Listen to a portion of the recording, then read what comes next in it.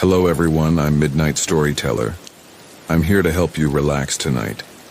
I know you're watching to fall asleep, so before we begin, make sure to like this video and subscribe. Also, where are you from, and what time are you watching now? Get comfortable and relax. Colt was only 13 years old when he rode as fast as he could away from Benji and Caleb, the most menacing boys in Troop Row 172.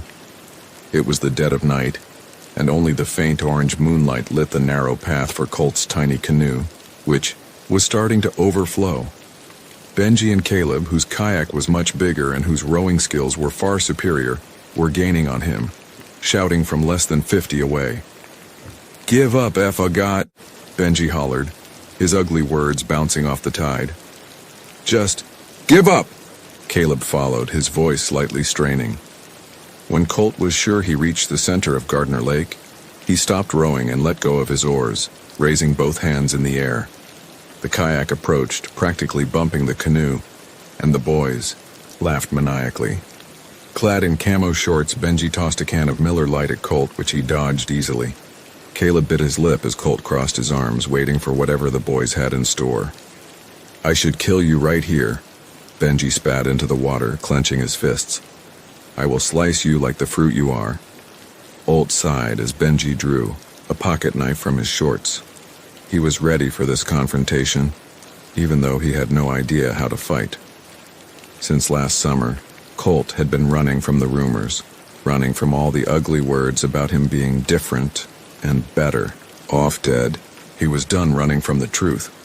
"So do it," Colt said coldly. "Slice me like the fruit I am. The thing is, you'll have to slice Caleb after you're done with me." "Colt, don't," Caleb uttered, his lost blue eyes locked helplessly on his. Before they could move, they heard a sound from underneath the water, an odd sound that stopped them in their tracks. It sounded like music from a piano, an old piano like the one that sat in his grandparents' living room. The notes sounded tinny and creaky like they belonged in an old saloon. "What the hell is that?" Benji snapped as the notes grew increasingly louder. "It sounds like Swanee River," Caleb murmured. As Benji shot him a wide-eyed glance, mouthing the words, "What the fuck?" he quickly corrected himself. "Or something. I don't know." The tinny, creaky notes grew increasingly louder. The waves collapsed within themselves like water at the edge of a fall, cascading down into a dark abyss. They desperately tried to paddle backward, but the violent current sucked them down into the abyss. Colt couldn't scream as his lungs started to fill with water. He held his breath, attempting to swim to the surface, but the downward current proved much too strong. Benji and Caleb must have sunk far beneath him, as he could only see the lake's murky water from all directions. Just when Colt thought he couldn't sink any deeper, his body smacked something hollow. For a moment, everything went dark. When Colt opened his eyes, he found his body strewn out on an oak staircase, water rapidly entering his airways. He willed himself to hold his breath for just a little bit longer, as pieces of a brick or cavity wall penetrated the stairs above him. How long could he realistically hold his breath? Last summer, his older sister Nikki timed him for 2 minutes and complimented his lung capacity, or maybe it was 90 seconds. He wasn't sure and wasn't about to find out. Colt mustered the strength to propel his body upward. His entire body ached as he squeezed his arms behind his ears and pointed his feet together, kicking them like a dolphin's fin. Years later, he would be grateful for being the only kid in his friend group to make it to advanced level swim lessons. As Colt began to kick, he saw a shadow looming on the cavity wall, slowly creeping into focus.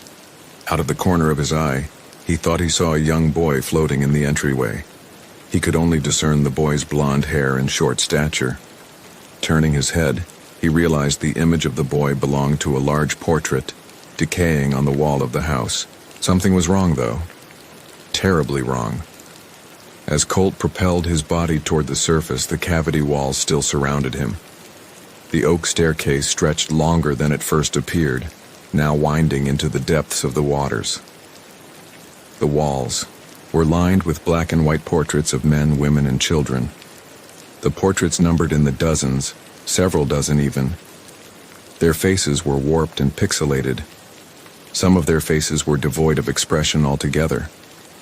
Colt knew he was inside an old colonial house, but why was it underneath the water? Why did it seem so massive? Before he could comprehend these questions, the never-ending wall of portraits sank rapidly beneath him along with the winding staircase. He grew dizzy, watching the walls zoom past him, and the stairs twist into a dark oblivion. He couldn't help but notice the faces in those warped and pixelated portraits were now visible, but looked like decomposing corpses, illuminated the lake. He would often sneak out to the docks when the boys told campfire stories or played pranks on each other. On any other night, he would have felt at peace. Tonight, he couldn't help waiting in nervous anticipation for the eerie piano music to nauseous and losing consciousness. Colt swam as rapidly as he could to the surface. Only mere seconds passed before he popped his head above the water, taking long, gasping breaths. He heard voices, but the voices were muffled as he struggled to breathe normally. Something was wrong again. Benji and Caleb were back in their kayaks and looked completely dry. There was another boat next to theirs, Scoutmaster Jeff's black and white motorized fishing boat. From their boats, the three of them stared at Colt, not in a menacing way, but with looks of genuine concern. Scoutmaster Jeff extended his long, hairy arm and pulled Colt into the boat. There was something about the Scoutmaster's smile that felt off to Colt, especially at this moment when his look of concern changed to a warm glance with a sparkly white smile. Everyone else was charmed by this blonde-haired, blue-eyed man of God, but he saw it for what it was. "My goodness, Colt," Scoutmaster Jeff exclaimed, throwing a towel around him and helping him onto the vinyl passenger bench. "We were so worried about you." "What?" "Yeah, man," Benji said, still with suspiciously watery eyes. "When you came out here, on your own, we were so worried." "Wait, what? You guys chased me out here?" Colt struggled to find his wording as they stared at him. Caleb and Benji climbed from their boat to the Scoutmasters and put an arm around Colt's shoulder, forcing a seat next to him. "What the hell, don't touch me. That's no way to talk to friends." Scoutmaster Jeff shook his head and sighed. "I know that you've been through a lot, but these boys saved your life. What were you doing out here?" "They were chasing me," he said even softer. "And you guys were with me. We were all sinking. How was your boat? How are you still drunk?" "Whoa, whoa," Caleb said, throwing his hands up.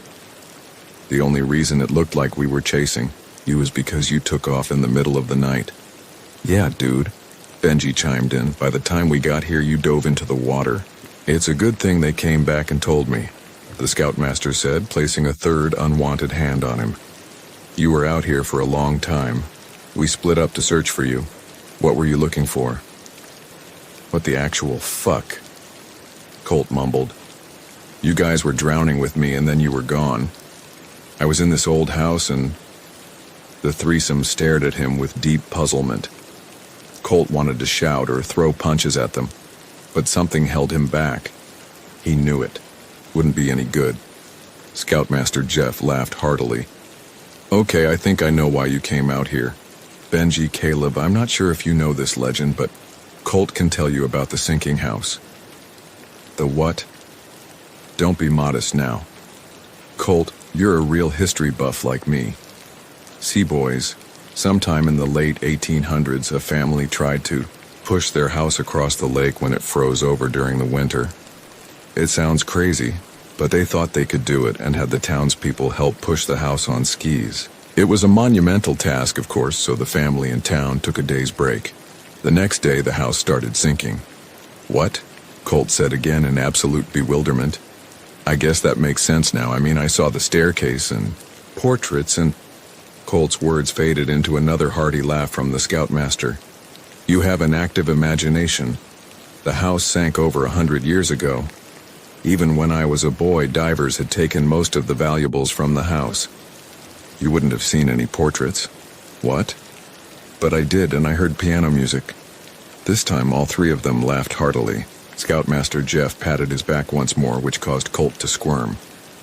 Looks like someone's bought this particular legend hook, line, and sinker. As the threesome droned on about the odd legend, Colt heard the tinny, creaky notes from beneath the waves. Colt shivered, and Caleb bit his lip. They exchanged glances for a quick second. Colt furrowed his brow, which caused Caleb to gulp before turning back to the Scoutmaster. After the conversation ended, Colt and Benji climbed back into their boat, which the Scoutmaster had tethered by rope to his. He tethered Colt's too, which had a small hole in the stern. For the first few minutes, as the boats glided across the waves, the lake sounded peaceful. When they neared the shore, however, the notes of Swanee River played again, this time increasing in volume. The Scoutmaster and Benji were blissfully unaware of that awful song. Then again, maybe they were being purposely deceptive. He was too tired to tell, but knew that Caleb heard the notes when he caught sight of his trembling lower lip. After they reached the shore, Scoutmaster Jeff and the boys moored their boats to the wooden dock and attempted to lure Colt back to the campground. Colt insisted he needed some time alone. Reluctantly, they headed back to the site, which was still lively with activity. Colt stayed on the dock, admiring the orange moonlight and the way it returned. Tonight, he couldn't help waiting for Benji and Caleb to get him when he least expected it. On the other hand, they might just keep up the charade of claiming Colt dreamt of being chased, just like he dreamt of the sinking house. "Hey, bud." Colt groaned as he heard his tent mate Jordan step onto the dock. "Are you coming back to camp soon?" Colt shook his head. "No, Jordan. Just leave me alone." "Whoa, I just came out here to see how you're doing." Colt turned around, groaning more audibly as he saw the only scout considered weirder than him, dressed in an oversized X-Files t-shirt and torn sweatpants decked in little alien heads. "We both know why you're out here. You heard them talk about the sinking house and how crazy I am." "I don't think you're crazy." "Of course you don't." Colt sighed and took a seat on the edge of the dock. "No offense, Jordan, but you're the last person I want to talk to about this right now." "It's not like you have anyone else to talk to," Jordan replied, taking a seat next to him. "Why were you out here anyway?" Colt composed himself with a single deep breath. "You can't tell anyone, Jordan. I mean it." He nodded. "Benji saw Caleb and me walking together the other night. Caleb got nervous and told Benji I was stalking him, which is not true. Anyway, they chased me, and I took a kayak to get away from them. That wasn't a good idea because they're better kayakers than I am, and then..." Colt looked up to see if Jordan was still listening, which he truly appreciated. The other scouts would have made fun of his lisp by now or told Colt he deserved it. And then we heard this weird piano music and started drowning. I know, it sounds crazy, but it was like we were sucked down a vacuum or portal or something. I ended up in this sunken house. It had a staircase and creepy portraits. I know it sounds unbelievable, but... "You found the sunken house of Gardner Lake," Jordan exclaimed. "You would know the legend." "I do. I can't believe you found it." "Holy shit, dude." Colt smiled faintly as Jordan went on about how he researched the house on this website called the Shadowlands and always wanted to find the house. Well, they don't believe me either. Then they're full of it. Everyone knows about the legend, and if they deny it, they're lying to themselves. I guess so. All right, Jordan said, sighing and looking over his shoulder. I'll tell you something too if you promise not to tell anyone. Okay. Last night I saw a scout I didn't recognize. He was standing on the docks where we are now. He wore this old school scout uniform, a khaki green shirt and pants like my dad had in the 70s. He said his name was, well, I forgot what it was exactly, but he was looking for our scoutmaster. I woke up the scoutmaster to find him. By the time we got there, he disappeared. You're saying you saw a ghost? All I know is there's a lot of strange stuff out here. How did he react? Colt laughed as Jordan made his best impression of Scoutmaster Jeff, bulging. His muscles. Listen to me, Geordie boy. I am your scoutmaster. You must be a manly man like me and not believe in any ghost stories. He doesn't sound like Arnold Schwarzenegger. He might as well with his fake macho attitude. The boys joked and made impressions of Scoutmaster, Jeff and the other campers until they drifted off to sleep. Colt had fallen asleep on the dock before, but tonight was different. Jordan knew he was weird and didn't care. Colt envied Jordan's carefree attitude and lack of humility. The dull sounds of crickets and waves lulled them to a deep slumber. A few hours before sunrise, Colt heard the tinny, creaky notes from beneath the waves again. The notes no longer resembled Swanee River, but a much older song, one he didn't recognize. It sounded classical, like Beethoven or Bach. Those were the only names Colt could recall from the short summer he took piano lessons. "Jordan, wake up." Colt nudged him a few times until he gasped.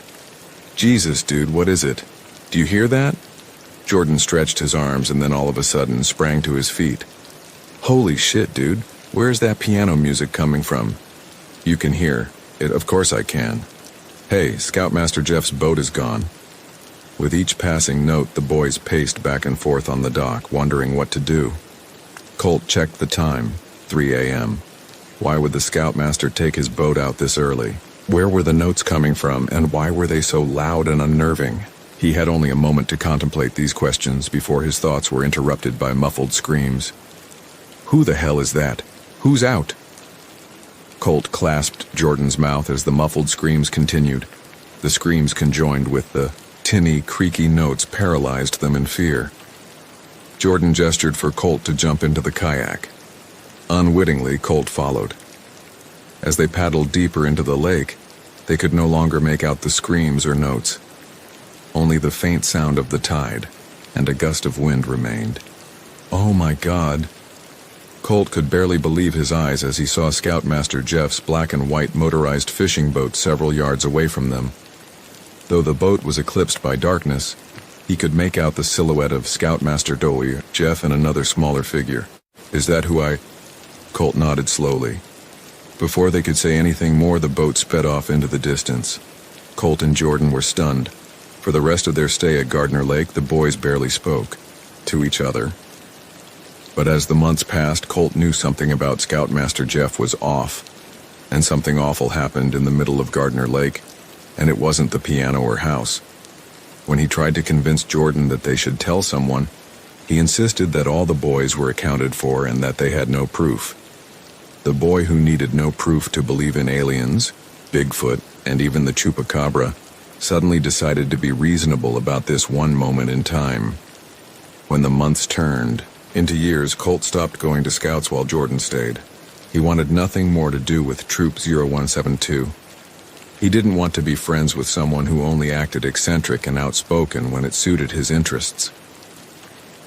Several years after Colt graduated from college, he could hardly believe that Sasha, one of his best friends, started dating Jordan. Sasha was an intelligent girl working on her master's degree in biology. Jordan unsurprisingly dropped out of the Connecticut School of Broadcasting to become a professional YouTuber. Needless to say, his endeavors weren't successful. Colt and Jade, his other best friend, lived in a small house on the outskirts of Winsted. To his chagrin, Sasha and Jordan often stopped by the house together. Colt tried to make himself scarce when he was around. On one dreary December afternoon, he found this impossible to do. "Colt, come here," Jade called from the living room. He was napping late into the afternoon and awoke disoriented as she called a second time. "Colt, get up. We're going to be late." Jade, Sasha, and Jordan playfully snickered as he wandered into the room. He stared blankly at them for a few moments. Sasha and Jade in their long-sleeve satin dresses, and Jordan dressed head to toe in a taupe suit with a wool jacket. Jade and Sasha fidgeted with their purses while Jordan adjusted his cufflinks. "You seriously forgot?" Sasha giggled. Jordan played with her hair until she smacked his hand away. "Hun, we're going to Samantha's wedding today." "You were sleeping all day," Jade said. "You were talking really loudly in your sleep and said you never knew why." "I don't remember that, and isn't she more of your friend, Sash?" "Yes, but—" "And Jade, weren't you going with Miguel?" She shook her head. He canceled at the last minute. He wasn't feeling well, so now you're my +1. You're kidding. I don't blame him. He's been through a lot these past few months. So have you. Sorry, I didn't mean to. She sighed. Don't worry about it. And I have, but I'm ready to get my mind off things. It will be fun. I hope. Where is it? Colt asked, rubbing his eyes. It's at the Viridian. Sasha perked up as she said the name. It's a really adorable rustic venue on Gardner Lake. Colt and Jordan exchanged wide-eyed glances, chomping their lips.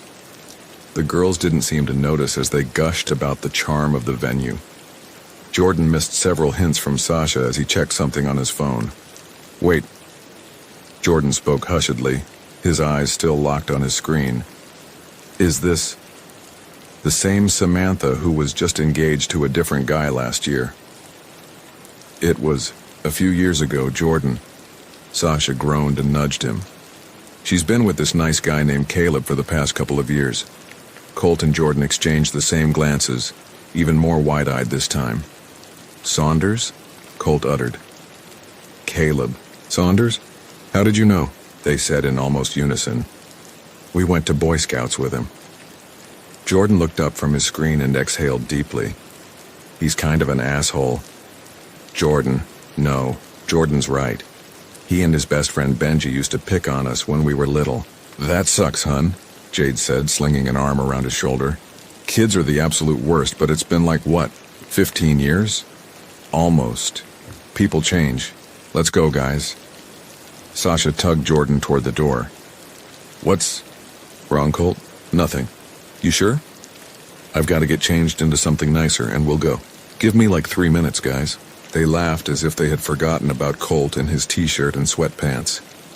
In his bedroom, Colt discovered the wedding invitation Jade dropped on his bureau. Caleb looked the same, only somehow blonder and more unhappy than he remembered.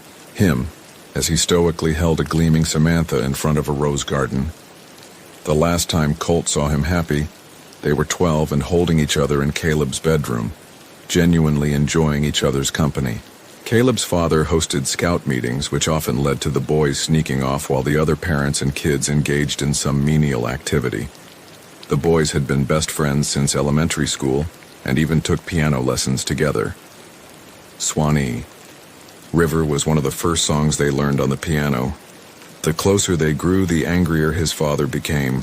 He never found out anything they did, but his suspicions were enough for him to send Caleb on some kind of religious summer retreat, with Scoutmaster Jeff and a few other scouts from his camp. By the time Colt inquired about the trip, Caleb had already left. When Caleb returned, he barely acknowledged Colt's existence other than to mock him and Jordan with Benji. Colt traced his fingers over Caleb's stoic face before heading out into the bitter winter evening. It's a little less than an hour and a half from here, Jordan said as he started his clunky Chevrolet. Colt and Jade squeezed into the backseat around boxes of clutter and discarded cans of soda. Excuse the mess, guys. Don't worry about it, Jade said, swatting some cans onto the floor. After a while, Jade noticed how unusually quiet the guys were. This guy must have been awful to you, huh? Jade, Sasha exclaimed as Jordan nodded straight forward. I thought we said that people change. You said that. Jordan was still unusually quiet. People like Caleb and Benji don't change. They made our lives miserable every chance they got. Sasha sighed. Really? I'm sorry, guys. He seemed so nice when I met him and Sam for brunch a few months ago. What did he do? They chased me, Colt said softly. They chased me by boat into the middle of Gardner Lake, saying they were going to kill me. Tell them the other part, Jordan said hoarsely. They won't believe me. They won't believe me. They'll believe you. Colt? He stared blankly out the window before his name was said a few more times. Yeah, sorry. It's hard to think about. They said they were going to slice me like the fruit I am, and we were pulled under by this weird rip current. I sank deep into the water and saw this house. Sorry, Jordan chimed in, perking up a bit. Sometime in the 1800s, these people tried to push a house across the lake when it froze over in the winter. The house sank. Some say it was haunted. We even heard piano music coming from the lake. Thank you. Jordan? Okay, sorry. I lost my train of thought. Anyway, the house was really old and had these strange photographs. When I came to the surface, I saw my scoutmaster with Benji and Caleb. The two denied they ever chased me. They denied being pulled underwater. The whole thing was weird. The rest of the summer they taunted us mercilessly, Jordan said, clenching a fist. They taunted Colt for seeing the house and us for hearing the music on the lake. They accused Colt and me of being together and spray-painted ours. Outside of our tent, I kicked both of their asses for that. I don't remember that, Colt said faintly. Beyond the morning, they spotted the scoutmaster's boat. The remainder of the summer was a blur. Perhaps he was so angry at Jordan for not wanting to say anything that he forgot the rest. I quit scouting shortly after, but Jordan's right. They didn't change. They were assholes in high school, too. I couldn't be out because of guys like them. Luckily, only they thought they were cool, Jordan said. Being a scout in high school isn't the popular thing to do. Trust me, I would know. I wouldn't be surprised if that asshole Benji is the best man. He is. Sasha was surfing her phone, thumbs shaking. Benji's the best man, and who did you say the name of your scoutmaster was? I didn't. Jordan turned onto the interstate highway, struggling to keep his old Chevrolet steady in the wintry mix. Scoutmaster Jeff. He was a well-liked religious do-gooder, but I saw straight through it. He's the officiating pastor, Sasha uttered. Ugh, I'm sorry, guys. I totally didn't know. We can leave as soon as it's over. That's probably for the best, Jade stated firmly. I had no idea when I met him either. Yeah. Colt kept his eyes fixed on the road.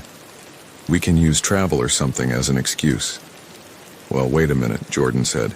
Maybe I could capture some footage of the lake for my YouTube channel. Don't even, Jordan. Sasha put a hand on his leg. I thought you were giving that up. Jordan ignored that remark and fidgeted with the dials on the radio. I'm sick of listening to my playlist. So are we. Jade laughed. There's only so much rockabilly we can take. That's weird. I only seem to be getting one channel out here. 96.1. Hey, it's playing this old-timey music. Really old-timey music. The three of them simultaneously groaned as Jordan turned up the volume and snapped his fingers to the tune of the ragtime piano music.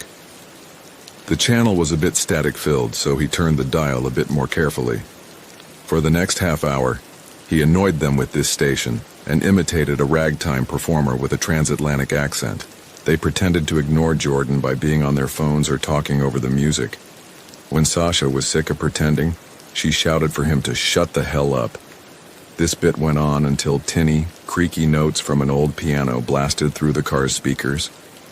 What is this crap? Can we change this? Jade nudged the back of Jordan's seat. I think I recognize this from an old movie, Sasha remarked. It's still awful, though. That's Swanee River, Colt murmured. Those awful notes were unmistakable. It wasn't the upbeat version he learned in piano lessons, but the slow droning one he heard on Gardner Lake all those years ago. Typically, when he heard an audio version of the song, an old-fashioned crooner accompanied those notes with additional instrumentals. This version sounded like it was produced in a saloon or from the grand piano in his late grandparents' dining room. The four of them stayed silent as the song's volume and droning melody increased. That's the same song we heard on the lake that day. Jordan quickly switched the radio back to Bluetooth mode and sighed with relief as a song from his rockabilly playlist came on. We're not far out, guys. Let's just talk. Serves you right, Sasha said, slapping his knee. Jordan and Colt's stoic expressions caused Sasha to instantly regret her actions. I don't know what's going on with you guys, but I don't know how to help. What happened to you was messed up, and I'm sorry. All I can say is if we stick together tonight, maybe it won't be as bad. The three of them agreed to this pact. The closer Jordan drove to the rustic lakeside venue, the louder the song's notes rattled through Colt's mind. Even after they parked in the snow-sprinkled lot and stepped out into the frigid night, he could only hear the notes playing on repeat. He wasn't sure if the notes were in his head or from the distant lake. Burrowing his hands in his jacket, Jordan seemed unbothered and unable to hear the notes. He and Sasha linked arms and scurried past some guests to the main entrance. Jade grabbed Colt's arm, which somehow caused the music to cease entirely. "You'll be okay, and if it sucks, you have plenty of relatives who can die." Colt chuckled. "We're not in college anymore. My old Aunt Lucy can't die and get us out of a history test again. Why not? If it sucks, your favorite aunt can have a heart attack or something." Jade and Colt joked about this and other college shenanigans as they made their way inside, the lobby for cocktail hour. They marveled at the massive, tinseled Christmas tree that scraped the wooden beams. Jade remarked how lovely the stone-accented walls were, along with the linen-covered cocktail tables. When Jordan and Sasha sauntered over, the girls split off to socialize with Samantha's friends, leaving the guys to scan the room for any familiar faces. "Cranberry and goat cheese baguettes?" a tuxedoed waiter asked at their side. Colt shook his head while Jordan grabbed a fistful from the tray. "That's Bugie." Swallow. "Sorry, that's Benji by the tree. He's talking to... Oh man, that's Scoutmaster Jeff." Benji wore the same blue-streaked, spiky hair people knew him for in high school, while the Scoutmaster looked just as smug and well-dressed as Colt remembered him, sporting a crew cut and navy suit. Colt and Jordan watched the men reminisce with former scouts and clink glasses together. Something about their happiness made Colt nauseous. Maybe it was Benji's pompous laugh or the way the Scoutmaster touched all the men tenderly as he spoke. It's like they don't remember, or don't want to. "Jordan, don't you remember the morning we went on the kayak? You know, the same morning we heard screams from his boat?" Jordan nodded. "Why didn't you say anything?" "I don't know. Maybe I was too scared." "Who knows how many?" "Sorry." Colt willed himself to stop, exhaling deeply. The bulbs from the Christmas tree started to flicker. They flickered bulb by bulb, first in columns, then circling the tree the way a snake circles and encloses its prey. Colt grabbed Jordan's arm as the bulbs started to burst. No other soul seemed to notice as glass burst onto the floor. Benji and the Scoutmaster laughed heartily with the others, unbothered by the glass raining upon their heads. They couldn't scream. They couldn't move. Colt rapidly blinked, hoping his eyes deceived him, but when he locked eyes with the group again, the men looked like teenage boys wearing their tan shirts and long green shorts. The Scoutmaster remained his current age, caressing each boy's back. "Jordan, are you seeing this?" "Jordan? What the hell's going on? I have no idea." Before they could say anything more, the glass from the chandelier burst into thousands of pieces. Jordan and Colt were unable to avoid the shards that pierced their shoulders. The 100 other guests carried on as if the glass wasn't falling into their food and drinks. Jordan yelped as a shard sliced the top of his ear. He cupped his ear, but blood trickled through his fingertips. Colt reached to help, but then hit the floor as 2 more chandeliers exploded along with the last lingering light in the room. In the darkness, Colt saw the faint flicker of a flashlight. The light illuminated the faces of a dozen boys, all different ages, bringing their forefingers to the brim of their hats. Some of the boys wore the older uniforms Colt only saw in photographs, sporting 5-button, choke-collar coats and canvas leggings. Their faces looked older too, with stoic expressions and oil-slicked hair sticking out of their caps. In unison, the boys recited the code. "On my honor, I will do my best to do my duty to God and my country, and obey the Scout law. Help other people, at all times. Keep myself physically strong, mentally awake, and morally straight." Despite standing right in front of him, the boys' voices were hollow and grainy. They sounded as if they were pre-recorded on a wax cylinder, gramophone, or an even older device.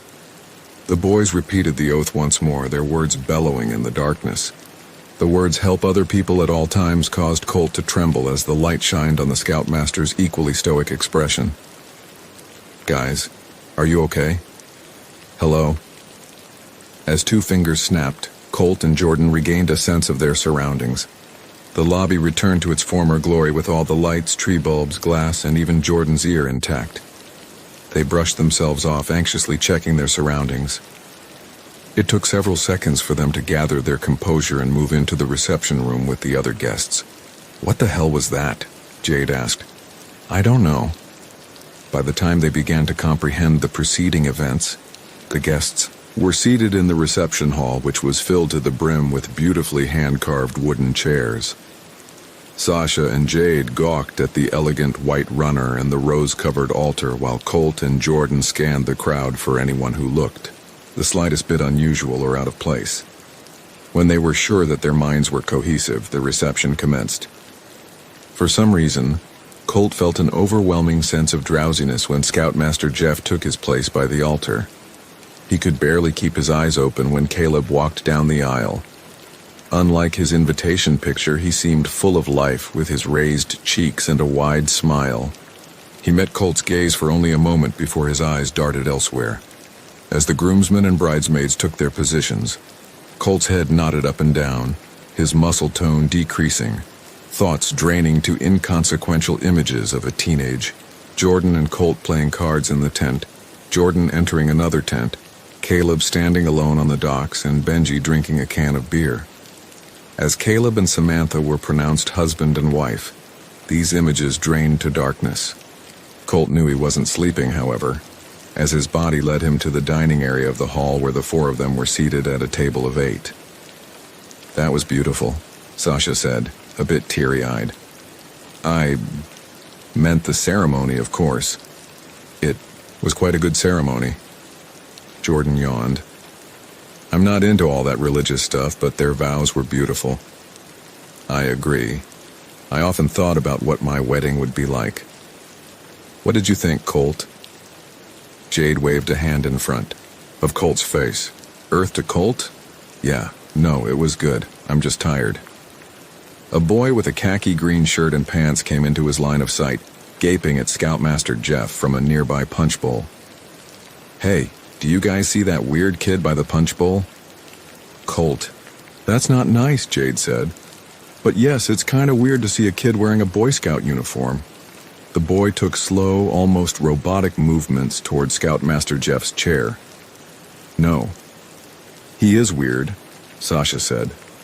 "Who dresses their kid like that for a wedding? Oh God. Jordan, what's wrong now?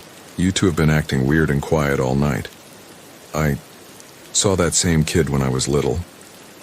Jordan's voice cracked when he spoke. "We were camping on Gardner Lake. He was standing on the docks, just staring out into the darkness. He wanted me to bring him the Scoutmaster. By the time I brought the Scoutmaster there, he was gone." "That's creepy," Sasha said, flicking the band of her watch. "But it can't be the same kid, Jordan. That was many years ago." "No, Sash, he's wearing the same uniform he did that day. You see that hat he's wearing? It's called a beret or garrison cap. My dad wore the same thing when he was a scout in the 70s. The four of them watched as the boy tapped the Scoutmaster on his shoulder. Scoutmaster Jeff turned around, his jaw dropping as he saw the little boy. The other adults at the table smiled widely at the little boy's presence, many wondering out loud if he was a family member or related to someone in the wedding party. "Can I help you?" Scoutmaster Jeff asked, forcing a joyful tone. "You're dressed up tonight. If you tell the truth, you will save us all," the boy said, his face and tone completely deadpan. "Whoa, what was that, buddy?" "If you tell the truth, you will save us all," the boy screamed, drawing the table to complete silence. At the end of the table, someone shattered a wine glass. "I'm sorry. Is your mommy or daddy nearby?" "Your parents are my parents," the boy said, firmly. "If you tell the truth, you will save us all." All eyes were on the Scoutmaster and the boy. All voices ceased save for the distant wedding band. The scoutmaster stood up from the table and knelt at the boy's level. "I'm sorry, everyone." "I recognize you now, William. You've gotten so big." "I'm sorry, everyone. That's my cousin Henry's kid. His family's going through a tough time." The scoutmaster grabbed the boy by the hand and squeezed. "Your daddy went outside to get some fresh air. Let's go find him." "Your parents are my parents," the boy screamed as the scoutmaster whisked him away through the grand double doors that led to the courtyard by the lake. "Our parents are dead. If you tell the truth, you will save us all." As the door slammed behind them, almost everyone in the venue returned to normal activity and chatter. Sasha, Jordan, Colt, and Jade glanced at each other and then back at the door several times before Colt rose to his feet and crept out the same doors into the bitter night. A few moments later, Jordan and the others followed. The stone courtyard, a popular feature in the summer and fall, remained completely dark, its moss walls blanketed by snow and ice. Beyond the walls of the courtyard, Colt spotted the scoutmaster and the boy standing on the venue's wooden dock, covered in poinsettia petals from a photo shoot hours earlier. A black and white motorized fishing boat was moored to the docks. "They're on the dock over there, and that's the scoutmaster's boat," Colt said, hands stiff in his jacket pockets. The others gathered around him, each placing a hand on his waist. "They're just yelling at each other, but I can't hear what they're saying." "What are you planning to do, Colt?" Jordan's voice trembled at the word do. "Whatever you're doing, please be careful," Jade followed. Sasha nodded. "What's the plan, Colt?" "What do you mean?" Colt said. "You guys aren't going to try and stop me?" They shook their heads. "We've been through too much together these past few months," Sasha whispered. "I'm going to stop him," Colt stated firmly. "He's hurt too many people." A cold breeze blew in from the lake. From inside the venue, they could hear the band playing the recessional song and loud cheers as the wedding party entered the room. As the music and cheers carried into the night, the scoutmaster glanced over his shoulder, taking a few steps away from the boy. Then he ran a full sprint back into the venue, not even noticing them. "You, want to go back in, Colt?" Jade asked as the scoutmaster's voice boomed over the mic, triggering more cheers. He shook his head. "You want to talk to the kid, don't you?" Jordan sighed as Colt uttered "yeah" under his misty breath. "Do you want us to come with you?" "Only if you're comfortable." "None of us are comfortable," Sasha replied with an awkward chuckle. "But let's go find out what the weird kid wants." As the four of them trudged through the snow, the young boy echoed part of the Boy Scout chant into the wind with strength and repetition. "Help other people at all times. Help other people at all times. Help other people at all times." As they stepped onto the dock, Colt gently placed a hand on the boy's shoulders. The boy felt cold to the touch, colder than the harsh December wind. He expected his hand to go through the boy, but it remained firm as the boy glanced up at him. "I failed," the boy said in a low, solemn tone. "I failed my oath." "What oath?" "To help other people at all times. I grew up to hurt other people. I grew up to be a monster, and that monster doesn't want to save any of us." Colt heard the boy sob, deep, uncontrollable sobs. "Are you, Jeffrey?" The boy nodded, tears piercing the dock like fallen icicles. "But how? How is that possible? Scoutmaster Jeff is..." As the boy wept, Jordan spoke hoarsely. "Alive. You're a living ghost. And a curio. Aren't you, Jeffrey?" The boy nodded again. As he continued to sob, each tear froze and dissipated on the wooden dock. "A what?" the ladies muttered collectively. "An Akirio is a living ghost.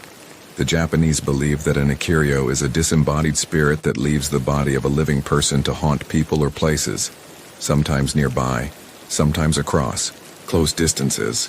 The three of them stood jaw agape as the boy stopped weeping. Why are you here?" Either Jade or Sasha asked. Colt couldn't tell. He was feeling drowsy again. "I've always been here," the boy said coldly. "What do you plan to do? Tonight? I need them to see me. I need them to see the others." "Do we have Ikirios?" Jordan asked, his voice now a faint whisper. The boy's frosty blue eyes affirmed his question. Where are they? In the sinking house? With those words, the boy began to shriek, his jaw stretching to inhuman proportions, his eyes retreating into their sockets. The shriek was so audible and unsettling that it caused the icicles overhanging the venue to crash into the courtyard. The shriek carried into the depths of the night, shattering the light from the stars and the ominous blue moon. In darkness once more, Colt not only felt drowsy, but as if he was falling, much like the way he fell into the abyss of Gardner Lake as a timid 13-year-old. Ladies and gentlemen, Colt heard the Scoutmaster's voice as he drifted back into consciousness. He found himself standing on the dance floor next to the others who were visibly shaken, especially Jordan with moist eyes and teeth chattering. Caleb and Samantha Saunders will take their first dance as husband and wife. As Colt saw light again, the crowd cheered as the newlyweds took their place on the dance floor. Let's get the hell out of here after this, Sasha harshly whispered. I have no idea what's going on.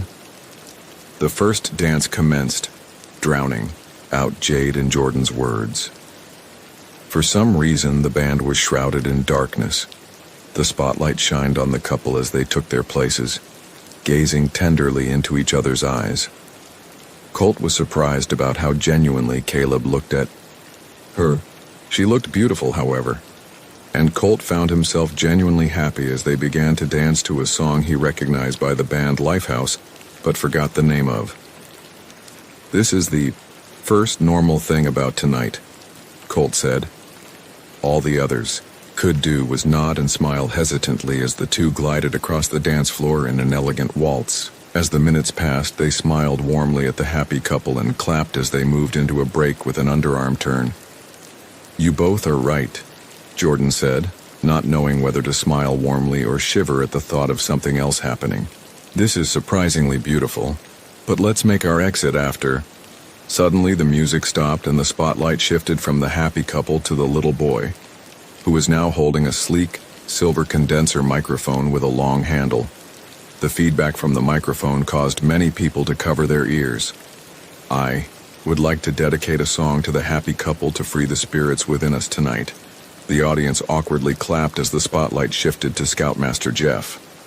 The hesitant clapping turned to loud, raucous applause as the boy motioned for the Scoutmaster to step up to the microphone. I would like my cousin to sing this song with me. The boy's voice became distorted, and the feedback from the microphone increased, booming so violently that the crowd ducked and gasped as it boomed into the walls.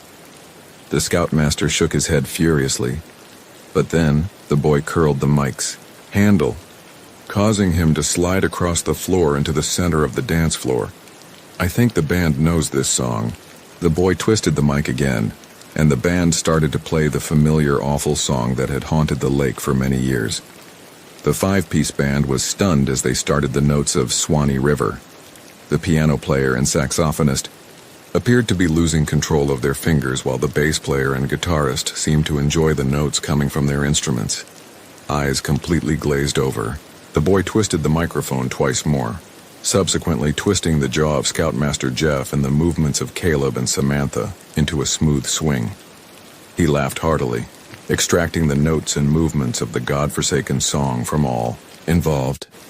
Way down upon the Swanee River, far, far away, there's where my heart is turning ever, there's where the old folks stay. As the boy sang, the band played, and the Scoutmaster unwittingly sang along. The ground underneath them shook, shifting the tables and chairs. The audience screamed along with the band as they scrambled to grab their instruments and stay afloat. Jordan helped Sasha to her feet, and Jade helped Colt to his while the boy remained at the microphone, singing the chorus once again. This time, the words caused Colt to have an even sharper migraine. Then a bright flash exploded across the room, overwhelming Colt with countless memories. Colt saw himself at 12 in the living room with Scoutmaster Jeff and his father. His father was sobbing and angry. The Scoutmaster explained to him that his urges were natural, but required self-control. Colt saw himself at 13 in a dark tent, waking up to the scoutmaster breathing down his neck. The scoutmaster explained that Colt had a medical emergency and needed monitoring. Colt saw himself at 11, asking Jordan why he was crying, after he came home from a fishing trip that Colt had missed due to being ill. Jordan told him he had taken a bad fall and had an upper leg injury to show it. Colt saw himself at 14, a year after he quit Scouts, talking to Jordan in the cafeteria about Benji being arrested in the parking lot of a 7-Eleven, smashing beer bottles and screaming. Benji claimed in court that his father had abused him. Colt remembered Scoutmaster Jeff picking him up from high school and bringing him to AA meetings. Colt saw himself as a sophomore in college, abruptly ending a romantic encounter after being touched below his waistline. Later that night, Colt cried to Jade that he didn't know why he was so scared. When the bright flash ended, Jordan and Colt looked up at the ladies with tears in their eyes. "Scoutmaster Jeff is a monster," Jordan screamed, pushing a chair into a table. "I was only a kid. I was only a..." Sasha grabbed Jordan and pulled him in closer while he screamed into her chest. "I never knew why," Colt said as Jade hugged him. "I never knew why I was so scared until I remembered what that man did to me." The crowd was abuzz with chatter as several more men, including Benji and Caleb, approached the scoutmaster, who stood unmoved as 4 men approached him from all sides, each one more rage-filled than the other. "You said my father caused my bruises, but he never touched me," Benji screamed, raising a fist to his face. "I should kill you right now. You told me I couldn't like guys and girls." Caleb took a step closer as the scoutmaster bit his upper lip. "My parents sent me to therapy because of you, but they didn't believe me when I told them. I can't." Caleb stormed off into the vast sea of angry and confused faces, which were gathering nearer as the men continued to shout. Samantha frantically chased after him. "Our parents trusted you," a dark-skinned man with a fedora said solemnly, grabbing the lapels of the scoutmaster's jacket. His twin brother, who wore a matching fedora, hung his head low, shaking violently. "They trusted you to take us on a fishing trip because they both had to work. You know what you did to us." The scoutmaster took a few steps back. The crowd, of over 100 people including the band, stepped closer to the scoutmaster, shouting and swearing. The little boy stood motionless in the middle of the floor. The scoutmaster scrambled to the serving table and grabbed a butcher knife, raising it in the air. "What are you going to do with that?" Benji shouted. "Are you going to stab us all? I dare you to try. How about you start with me first?" With the knife trembling in his hand, the scoutmaster took a step toward the boy, stabbing the butcher knife into his neck. The boy dropped to his knees, grasping his neck, but no blood fell through the gash. The boy tried to scream, but no sound emerged. As his eyes rolled back into their sockets, his image untethered like a ball of yarn, each string a vibrant color of his original image. Colt ran toward the boy, attempting to grab a hold of the strings, but as each strand fell into the palm of his hands, they disappeared into thin air. Colt fell into blackness again. "You seriously forgot." Sasha giggled. Jordan played with her hair until she smacked his hand away. "Hun, we're going to Samantha's wedding today." "You were sleeping all day," Jade said. "You were talking really loudly in your sleep and said you never knew why." "Oh no," Colt said. "Oh no. It couldn't have been some dream you were having," Jordan said. "You were saying Scoutmaster Jeff was a monster, and his Ikirio was there, and I haven't heard that word in a long time. Was that the one we had when we were kids?" "Yes. He's the officiating pastor today." "He's right," Sasha said, looking up from her phone. "Were you close with this guy?" "We all were," Colt shouted. "It couldn't have been a dream. It couldn't have. Maybe you were," Jordan said, "but I barely remember the guy." "That's impossible. How could you forget what he did to us? How could you forget what he did to Benji and Caleb?" "Benji and Caleb? Those guys who used to bully us? Did he punish them? If so, they deserved it. Phew. They were real jerks." Jade put an arm around his shoulder and directed him to his room. We've been through a lot these past few months, more than anyone should have to go through. I don't know who this guy is, but if you want to stay home, you can." "No!" Colt shouted. "No, it must have been an awful dream. I was at the wedding and so much strange stuff happened. Supernatural, even. We all need therapy of some sort," she said. "I'm starting again when my insurance clears. And even Sasha and Jordan were talking about it too. If you're having dreams like this, maybe you should." "Yeah. What he did to us wasn't a dream, though. Will you talk to him about this?" Jade agreed.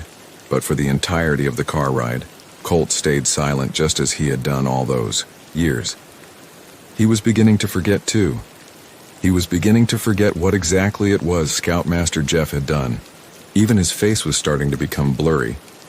The anger and sadness deep inside Colt remained. When Colt's friends asked him if he was okay, he couldn't even nod. He just stared straight ahead at the windshield wipers as they crushed the slush and icicles. When they arrived at the venue, there was an inordinate amount of people standing out in the cold. They scattered around the venue and by the shores of the lake. Some of the guests carried flashlights. Another one pulled a barking dog on a leash.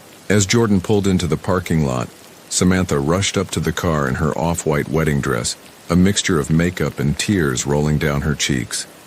Sasha and Jade threw their arms around her. "What's wrong, sweetie? Why's everyone out here?" "It's awful. We can't find Caleb." All morning he was talking about some terrible dream he had, and none of it made sense. He talked about having to find a house. I don't know. I thought he was over it when he got to the venue, but when it was time for the photo shoot, no one could find him. "That's terrible," Jade exclaimed. "Colt, where are you going? Colt?" As his friends shouted, Colt started sprinting toward the rear of the venue. The snow was thick, knee-deep to his ankles, and he wasn't particularly good at running. After almost tripping over a jagged rock and narrowly smashing into a stone bench, he reached the courtyard. Colt bent over to catch his breath. By the docks, he saw Scoutmaster Jeff in his black and white motorized fishing boat. As Colt neared the docks, the Scoutmaster waved to him. "By golly," the Scoutmaster said. "If it isn't Colt Chambers from Troop 0172, it's been ages. I don't know if you've heard, but our groom has disappeared. I could use a good scout and a fine man like you to help." "Sure," Colt said, stepping into the boat. "Did he have his boat on him?" "It's the darndest thing." Colt cringed as the Scoutmaster threw an arm around him. "I know he has a kayak, but no one knows. You've become nice and strong. You're so grown up now. He might be in the middle of the lake." "Why do you say that?" "Just a feeling." As the boat sped toward the center of Gardner Lake, Colt shivered. He felt his hands go numb, sweat dripping down the back of his suit to his waist. Despite all that, he remained completely still. Gray and black clouds hid the ominous blue moon. The lake was silent. Not even a cool winter breeze passed their way. Colt instructed the Scoutmaster to shut off the boat in case they could hear any yelling. As the Scoutmaster turned the key, Colt wrung both his hands around his neck and squeezed as hard as he could. To Colt's surprise, he didn't move. His neck was too meaty, so Colt put him in a chokehold, squeezing him even tighter. "I know what you did to Caleb that day on the boat. 15 years ago. Don't you dare look at me that way, not now, not anymore. That's why you brought him out here. He remembers everything, and so do I. I remember everything you did to us, every awful, disgusting thing. The thing you didn't count on was all the disembodied spirits you created from what you did. You can't keep them in the house forever, and you can't kill them all. Even if you killed him, even if you kill me, they'll still be there." The Scoutmaster thrust Colt's arms away, freeing himself from the chokehold. As Colt stood up, Scoutmaster Jeff punched his nose, which caused him to stumble backward, falling overboard into the water. Despite being a good swimmer, Colt fainted at the sight of blood and sank rapidly, deep into a dark abyss. He awoke to find his body smashing through a pine door. His body kept sinking until he hit an oak staircase. Just as he was about to double, over in agony, he felt something pull him. He glanced up to see Caleb completely unharmed and smiled gleefully. Surrounding Caleb were several other beings he couldn't quite discern except for the green outline of their Boy Scout uniforms, each patched with the words Troop 0172. Their faces were warped and pixelated. Their hairstyles looked strikingly familiar, however, to the type Colt and his friends wore as teenagers. He even recognized one with the man bun Jordan had as a teenager, and the blue-streaked, spiky hair Benji wore. Colt, Caleb, and the beings, which now numbered several dozen, pushed their way to the surface as the never-ending cavity walls of the old colonial house fell beneath them. The portraits on those walls were empty. The last part of the house that fell past him was a living room with a mahogany grand piano. At the bench of the piano sat the little boy with a khaki green shirt and pants, smiling sheepishly as the house collapsed once and for all into the depths of the lake. Colt and Caleb were the first ones to emerge from the water. The black and white speedboat circled the perimeter, its propellers chopping through the waves. As soon as the scoutmaster noticed where they were, he put his boat into reverse and accelerated toward them, its aluminum propellers cutting toward them like a buzzsaw on firewood. The rapid movement of the propellers and screeching sound left them frozen with no time to react. When the blades were inches away from their heads, Colt saw a dozen warped and pixelated faces emerge from the water from one side of the boat, and then a dozen more from the other. The sight of the faces startled the scoutmaster as he stumbled backward off the pedal. 4 of the beings crawled into the boat and grabbed a hold of the scoutmaster's legs and arms, tossing him like a rag doll into the water. The scoutmaster screamed as the beings piled on him and pulled him underneath the now crashing waves. Colt and Caleb climbed into the fishing boat and spent the next several minutes catching their breath as the submerged screams faded away. The lake grew silent once more. As Caleb turned the keys in the ignition, he heard the tinny, creaky notes of Swanee River echo into the night. The blood dripped down the chest of the woman, her body limp in my arms. My teeth released her neck, leaving behind 2 dots of red. I let her fall to the ground, her thick clothes muffling the thud. The life I had taken now reverberated within my sterile veins. I had indulged my craving, drank it all up, and reveled in the power I held over the warm, delicate body. I breathed in the night-soaked air. I did not need the remnant of a lifelong need, yet it was a habit. I felt the liquid trickle from my mouth past my jaw, so I brushed it away with my thumb. The skin of my hand, alabaster both in color and feel, glittered in the moonlight. No, not like that twilight abomination of my kind I once caught a glimpse of in the cinema. The glitter was subtle, the kind of glitter a marble surface gives, off. The woman's body lay there, cold like the cobblestone underneath. She had already breathed her last breath. I could sense the death in her. She was no longer of use to me. I walked up the path to a suburban bungalow and rang the bell. A woman in her 30s answered the door, angry and disheveled in her nightgown. She rebuked me for coming in the night and demanded to know why I tore her out of sleep. I stretched, my lips into a smile, my fangs under the front door light. "Let me in," I said, and my magic seeped into her. Her frown slackened, and she greeted me warmly, like an old friend, ushering me in. Once inside the ornate entrance hall, my eyes caught a mirror on the wall. It reflected my handsome face and neatly pulled back dark brown hair. I admired myself for a few seconds, for I remembered that I had forgotten to admire myself in my own mirror this morning. I ran a finger over my perfectly sculpted jaw and adjusted my black cloak on my shoulders. After I had become a vampire, I rid myself of all the imperfections that I had as a human. Gone was the unclean skin, the crooked nose, the wrinkles on my forehead. I was mesmerizing. The woman asked what I was doing, so I drew a fist through her skull, crafting a hole in it. I pulled my hand back and licked off the blood, and her body slumped to the ground. I then got on all fours and sank my teeth into her soft flesh. I gulped it all down wildly. For how unpleasantly she initially behaved, her taste was divine.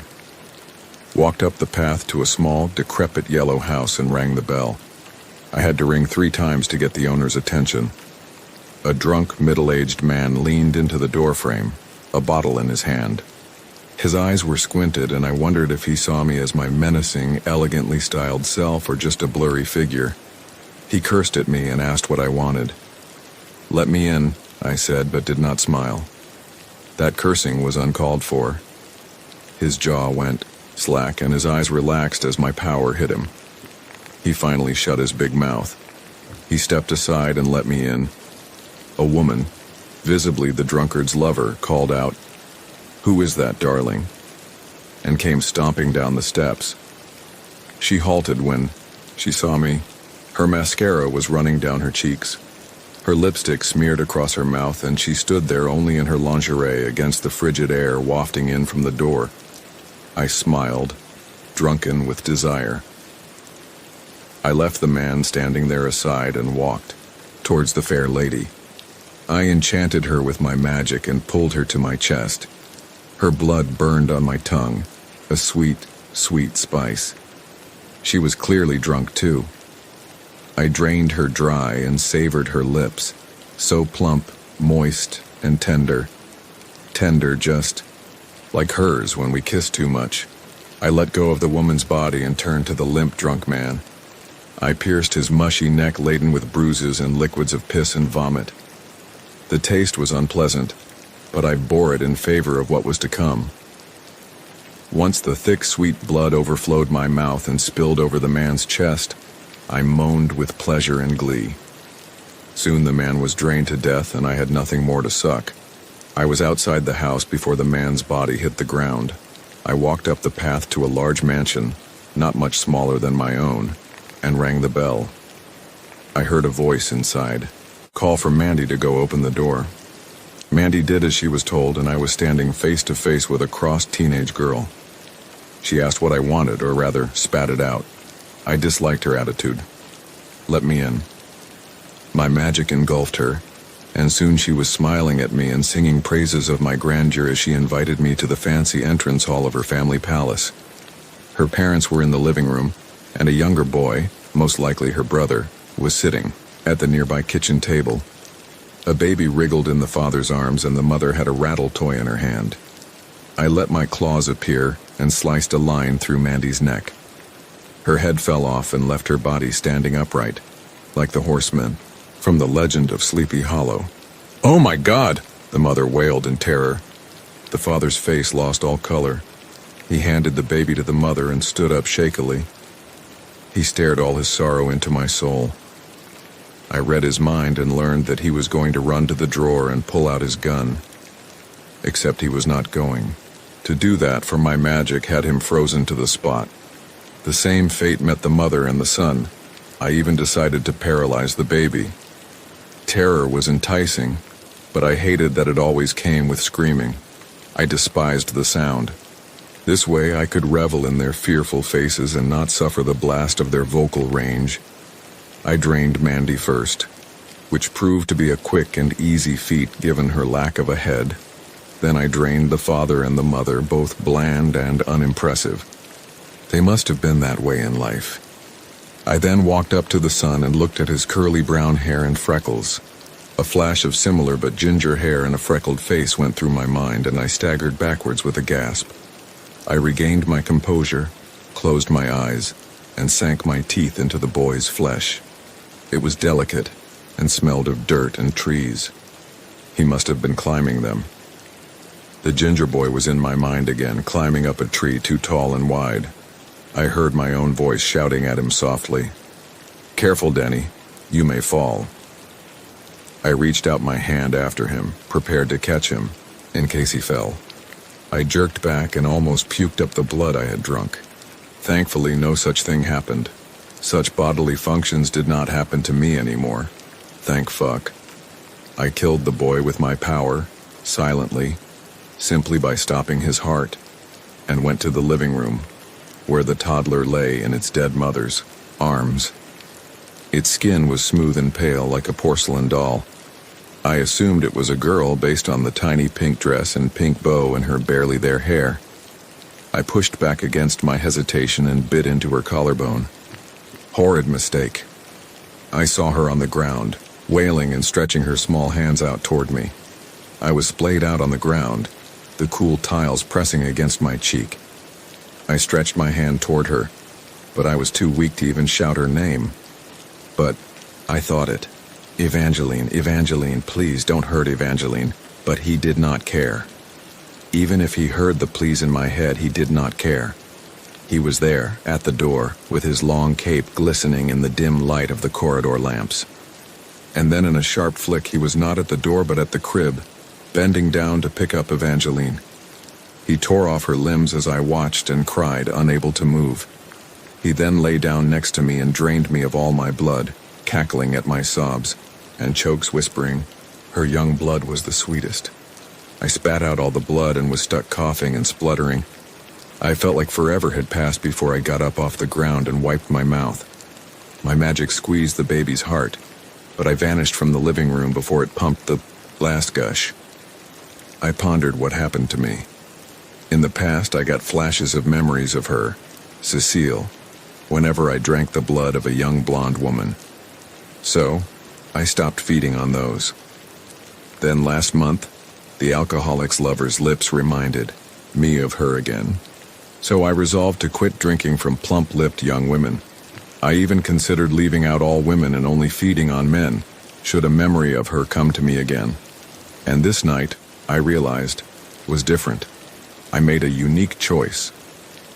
The reason I saw them, Denny and Evangeline, tonight, was that this was the first time I drank from children. I decided to never do so again. The memories were too distracting. I walked up the path to a small, isolated farmhouse and rang the bell. An older man cracked the door open and peeked at me.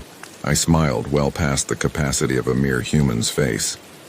"Let me in," I said, and wanted to send my magic at him, but then I sensed it. I wanted to slap myself with both hands. This matter should have come up beforehand. I should have ascertained he was susceptible before I even stepped foot on this farm. The farmer smiled, and I hated to read mockery in it. "You must be on the prowl," he said. I said nothing. What should I have even said? But he continued, "I know what you are. I've met the likes of you before. Most of them tried the same trick. It never worked on me." The farmer let the door widen and leaned against the doorframe, too comfortable for my comfort. "I guess you'll kill me now, suck out my blood, torture me, whatever. Might as well be you. Heck, I'm going to die soon anyway." "What do you mean?" I snarled. "What do you mean you're going to die soon?"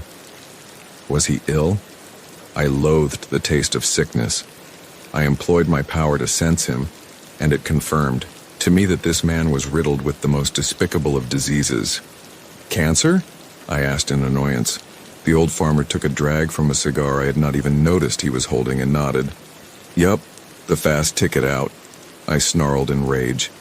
I wasted my time for nothing. The farmer spoke on. "But you don't have to do this." He gestured, vaguely with his hand in the air. "The whole beast thing. I haven't only met vampires like you, I've also met some great ones. They were normal. No snarling, murderous bullshit. They behaved humanely. Only they were above the dread of life because they had little to lose. Certainly not their lives if they weren't outright running to the sun." I snarled again to spite him. "What do you know about my kind?" I bellowed. But the man was still not intimidated. He snorted a laugh and said, "More than you'd think. For one, I know you fuckers don't actually need to drain people till they shrivel up like old paper. 1 drop of blood is enough to sustain you for a month. You don't need to kill people to survive. So why did you decide to go down that path?" If I hadn't remembered the farmer was ill, I would have blasted his head off and drunk up from his neck. But I managed to compose my voice into calmness and said, "What are you saying, mortal? 1 drop of blood? Are you insane? This is precisely what vampires do. We are creatures of the night, feasting upon the blood of you mortals without pity. We must drain you all to survive." I could not believe this man was questioning the way of my kin.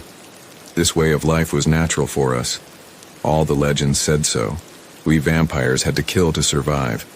And so our nature made us ruthless killers. He certainly was that way. He batted no eye at my misery. It was definitely his nature. Why else would he do such a horrible thing to me? He did not have a choice. The vampiric curse took over his mind. He was doing what he was meant to do, and I was doing the same. The farmer laughed again. If you don't believe me, try it. Try only drinking a drop of blood and sparing the person. You'll see that you'll be fine. He took a drag out of the cigar. They got you young, huh? I mean, not that it matters. You vampires can change appearance at will. I felt anger boil my non-existent blood. What foolish things you are suggesting, and to dabble in my past. I shall slice your throat at once. But I could not stop the memories from resurfacing. I saw them dead on the floor, Cecile's blonde hair soaked in blood, Evangeline's lifeless torso. I saw myself at the table, wondering why I was still seeing, breathing and walking, wondering why they all died but me. Yeah, slice my throat, sink your teeth into it, hiss while you're doing it. All that shit. The farmer mumbled amusedly. I just want you to remember, this whole scary Victorian era shtick is completely unnecessary. No, quite the opposite. It is completely necessary, I said. You don't know a thing. You think that just because you have learned a few facts about vampires, you now have the upper hand? What a moron you are. Most things you said were untrue. And it is in fact such a simple thing. If only you listened to the tales of our kind and were vigilant. The fairy tales are bullshit, the farmer said and blew out the cigar smoke. Of all the vampires I have met, you are the only one acting like Stoker's Dracula. Well then you have either met some charlatans pretending to be vampires, I said, or you have met none at all, and you have just made it all up. I had to admit the farmer did get some things right about vampires, such as our aversion to the sun or the fact that we could shapeshift. But those were only common knowledge, or he could have been lucky with his guess. If only I could read his mind. But with these unsusceptible ones, that was impossible. And have you ever met other vampires? The farmer asked. A fiery feeling shot through me once more. I was utterly crossed. This man had absolutely no humility. Well, come to think of it, I have only met one vampire, the one that changed me and took my family. And there lay my answer. He was exactly like me, and I was exactly like him. I needed no other vampires. I was fine on my own. The farmer had to see my hesitation, and he laughed again. You haven't, am I right? At least not the kind I have met, you know? The ones that don't conform to the stereotypes. He took a drag out of that disgusting cigar. He then said, I might not be a vampire, young lad, but I can sense some things about you. A shiver passed down my back. He sensed things about me? This man was fucking creepy, but he was not a magical being. I would have sensed that. And to call me a young lad, as if I were a pubescent boy, a human boy, this man was insufferable. I managed to compose myself and said, Then let's see how you can sense me with your nose shoved up your arse. The farmer cackled, and then scrunched up his brows. Geez, something must have really messed you up, huh? I breathed in the air of spite and let it out through my nose. Nothing has messed me up at all. I have simply become a vampire and left all my pathetic human habits in the past. The farmer smirked. And yet you still breathe the air you do not need. I wanted to threaten him with death again, but then I remembered he was indifferent to it. I breathed angrily in and out of my nose, making sure to look terribly menacing with my scowl. I had to look menacing. Vampires were always menacing. I can see your grief, lad, the farmer said, his tone somewhat warmer. My scowl deepened, and I said, Stop acting like a fool and trying to guess things about my life. You are a mere human. You cannot read my mind nor my past. I, on the other hand, can read anything about you. I was lying. Once more, those like him were unreadable. I had come across a human man like this farmer in the past, and I had asked my magic why he was that way. My power had told me that he had a potential for magic, that he could turn into a magical being, including a vampire. I have not really remembered the entire hierarchy of magical beings or the methods of magical activation, for I was not interested in turning anyone. I pondered why the farmer hadn't asked one of the vampires he had allegedly met to turn him. I wondered if they even told him about his potential. Not that it mattered, for again, I had no intention of turning this creepy, old man into a vampire. Who knows what absurdities he would do then with that power? Just like I had done with the man in the past, this farmer's fate was sealed. The farmer scoffed, put a cigar in between his chapped old lips and said, "So please read me." He gestured to himself. "You're not worth my time," I said. "There is surely nothing interesting about you. You are just a farmer, a human farmer. I only bother to read lives that promise thrill. Yours promises the dullness of the sky above." The sky was a dull, dark blue tonight, with barely any stars, as dull as the farmer's clothes and complexion. He smirked again. I loathed that smirk of his. It always revealed his 3 missing teeth and the rotting rest. "I'm not going to argue against that," he said, and blew out smoke. "So, Mr. Vampire, since you have decided to be the stereotypical bogeyman from the fairy tales, are you going to suck me dry and leave me at the doorstep for my neighbor to hopefully find my body one day?" "No," I said. "You reek of illness. You reek of humanity." "Gee whiz, I haven't noticed." The farmer snorted, that cigar in his mouth again. I frowned. "No, I didn't say I wasn't going to kill you. I will simply not suck your blood. It's infested with that cancer of yours." The farmer cackled again and said, "Well, you may do as you please. You are, after all, so much more powerful than me, right?" He took the horrid cigar out of his mouth and reached with his other hand inside the neckline of his shirt. "But since you are a vampire, Mr. Vampire," he pulled out the embellishment of his necklace I had not even noticed was hidden in his shirt. "You're afraid of this, right?" He showed me the pendant, and I hissed and jumped a few steps back when I noticed it was a cross. The farmer laughed a full belly laugh, and I hissed again. That disrespectful, cocky idiot. He then tilted his head and said, "But why are you afraid of it?" Well, what the fuck did he think? Because it hurt us. It stung and burned us to look at it, and then I realized that I have never been hurt by a cross. I have always just run away upon seeing one. But if I were to come close to it or touch it, I was certain I would get burned. All the legends said so.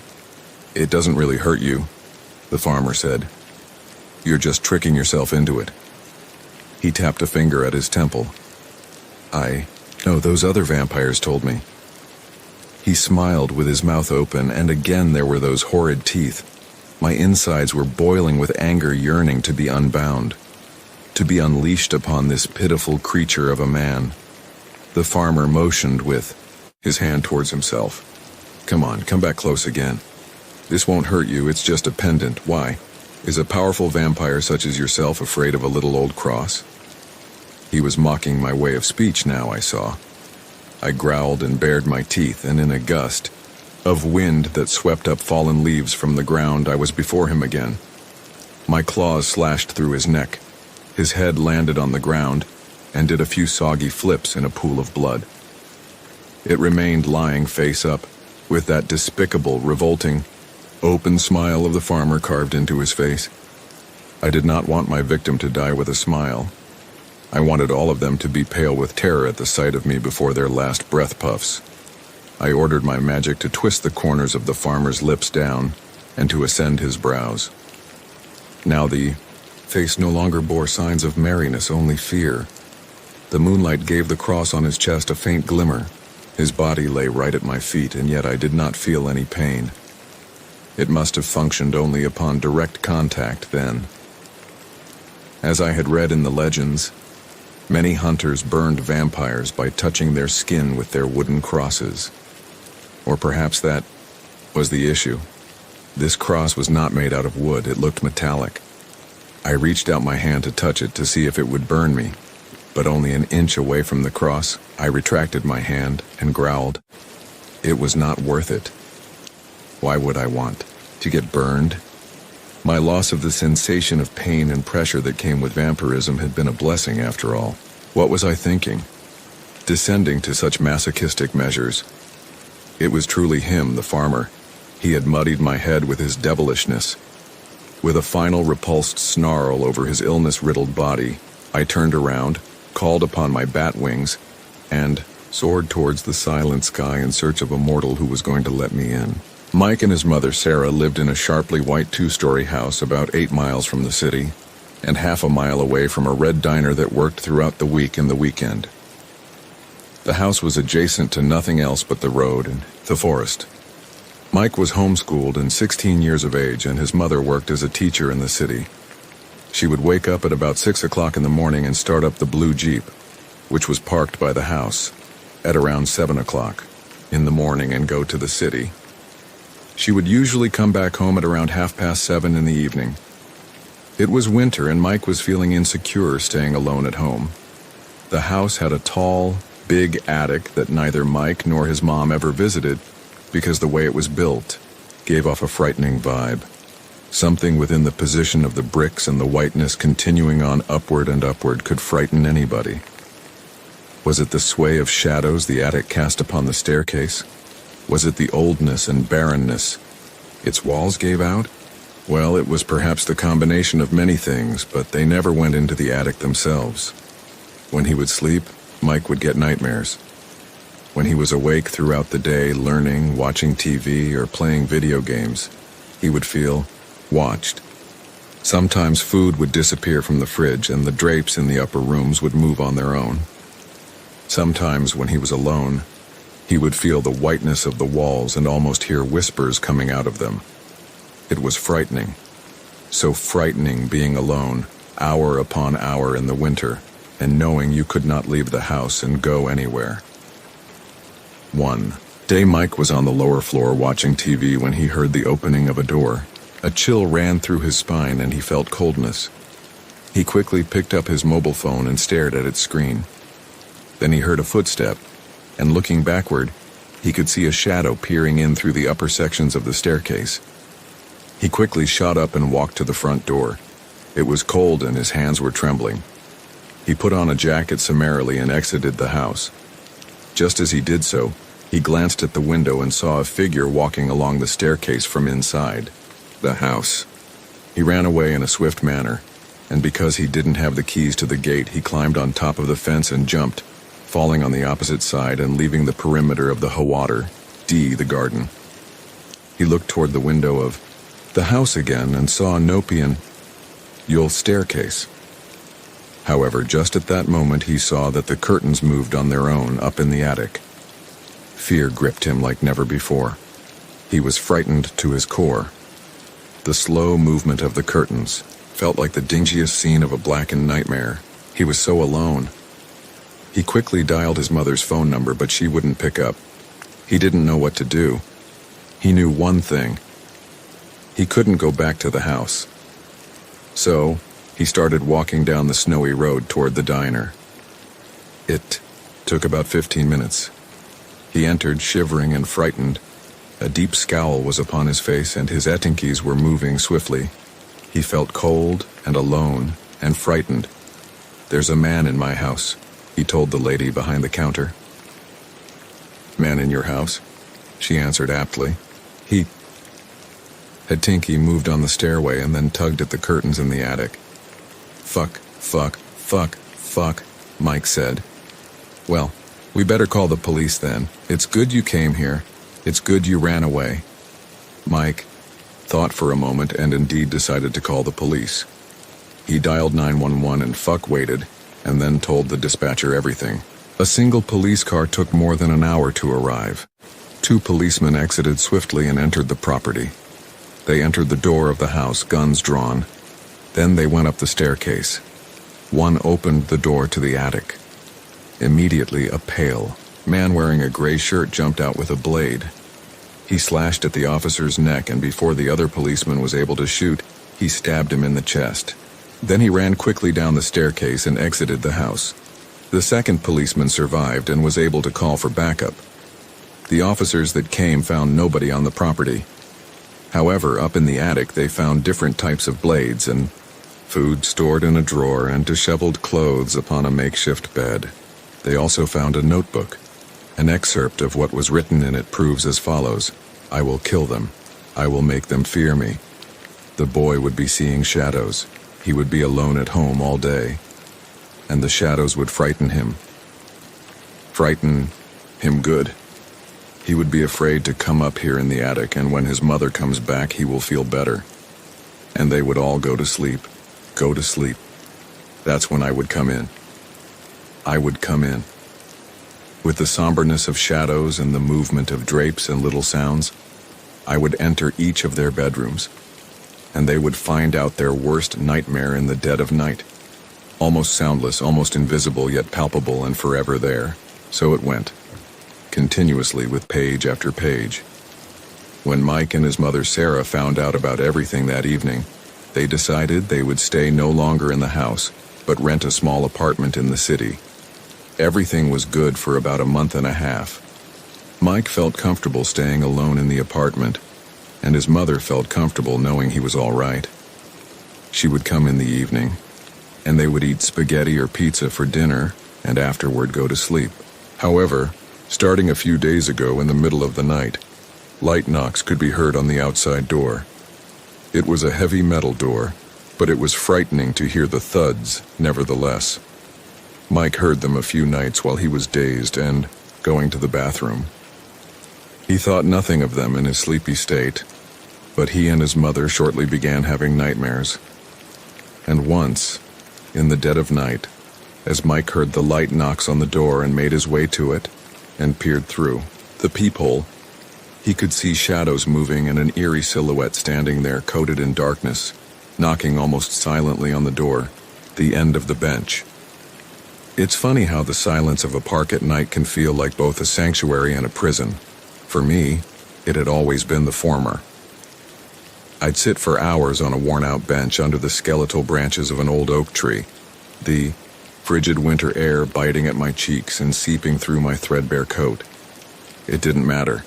I needed that solitude, needed to escape the constant hurricane of thoughts in my head. The park was the one place where the world didn't demand anything from me. It just let me exist, but not tonight. "Hey, the park's closed." The night guard's voice cut through the silence like a jagged knife. I'd seen him a few times before, a sturdy man with a flashlight that seemed unnecessarily bright. He'd never spoken to me until now. I looked up, startled, my breath puffing out in white clouds. "Sorry," I mumbled, pulling myself off the bench. "You can't be hanging around here at night," he said, his tone more evil than hostile. "You're not supposed to be here." I've never thought that his voice was like that. He didn't wait for my response. He just stood there, his flashlight casting long, eerie shadows across the frozen ground, until I shuffled away. I stuffed my hands deep into my pockets and started the long walk back home. I felt displeased. My apartment wasn't far, but it felt miles away on a night like this. The cold was sharper now, like needles pricking every inch of exposed skin. I kept my head down and my thoughts inward, the crunch of snow underfoot the only sound accompanying me. At first, I didn't notice anything unusual. The streets were as they always were, dimly lit and deserted, the occasional car passing by with headlights that briefly illuminated the frost-covered world. But then, the air seemed to shift. It wasn't just colder, it was heavy, oppressive, like the atmosphere itself had grown denser. The shadows cast by street lamps stretched unnaturally long, their shapes twisting and writhing as if alive. I tried to shake it off, chalking it up to exhaustion and my overactive imagination. I quickened my pace, eager to get back to the safety of my apartment. But the path ahead seemed different. The familiar landmarks were gone, replaced by unfamiliar streets that seemed to curve and twist in impossible ways. I started to panic as I realized I was lost. The night felt alive. The trees lining the road, barren and leafless in winter, seemed to lean closer, their branches clawing at the air like skeletal fingers. I could hear faint whispers, just at the edge of perception. They weren't words exactly, but soft, dark whispers in my head that made my skin crawl. "Hello?" I called out, my voice trembling. The only response was the whispering, growing louder now. It seemed to come from everywhere and nowhere all at once. My breath quickened, and I broke into a run, desperate to find something familiar, something real. The snow beneath my feet felt different, softer, almost spongy. Looking down, I saw that it wasn't snow at all. It was gray, shifting, like ash or fine dust. My footsteps left blackened marks, and the air began to smell acrid, like burnt wood. What is this? I whispered to myself, my voice barely audible over the growing cacophony of whispers. The landscape around me was no longer recognizable. The buildings were warped, their windows like gaping mouths frozen in silent screams. The streetlights flickered, erratically casting sickly yellow light that seemed to pulse in time with my racing heart. I stumbled and fell, my hands sinking into the ashen ground. It felt warm to the touch, like something smoldering just beneath the surface. I scrambled to my feet, my eyes darting around for any sign of normalcy. That's when I saw it. A figure standing in the distance, shrouded in shadow. At first, I thought it was the night guard, but this figure was taller, impossibly so. Its limbs were elongated, stretching unnaturally, and its head tilted at an inhuman angle.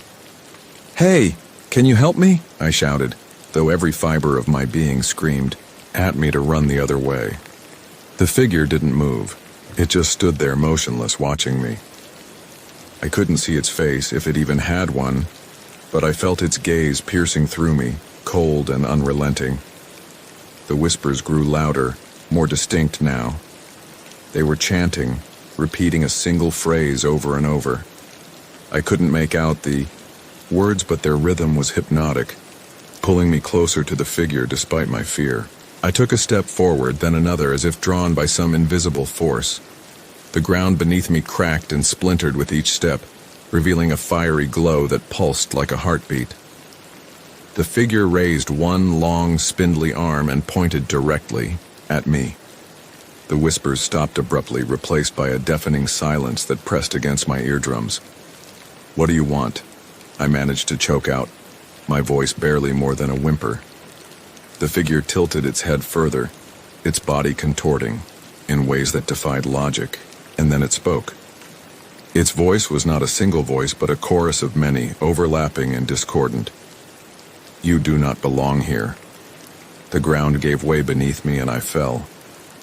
The world around me dissolved into darkness, and I was plunged into an abyss. My body felt weightless, my screams swallowed by the void. Images flashed before my eyes.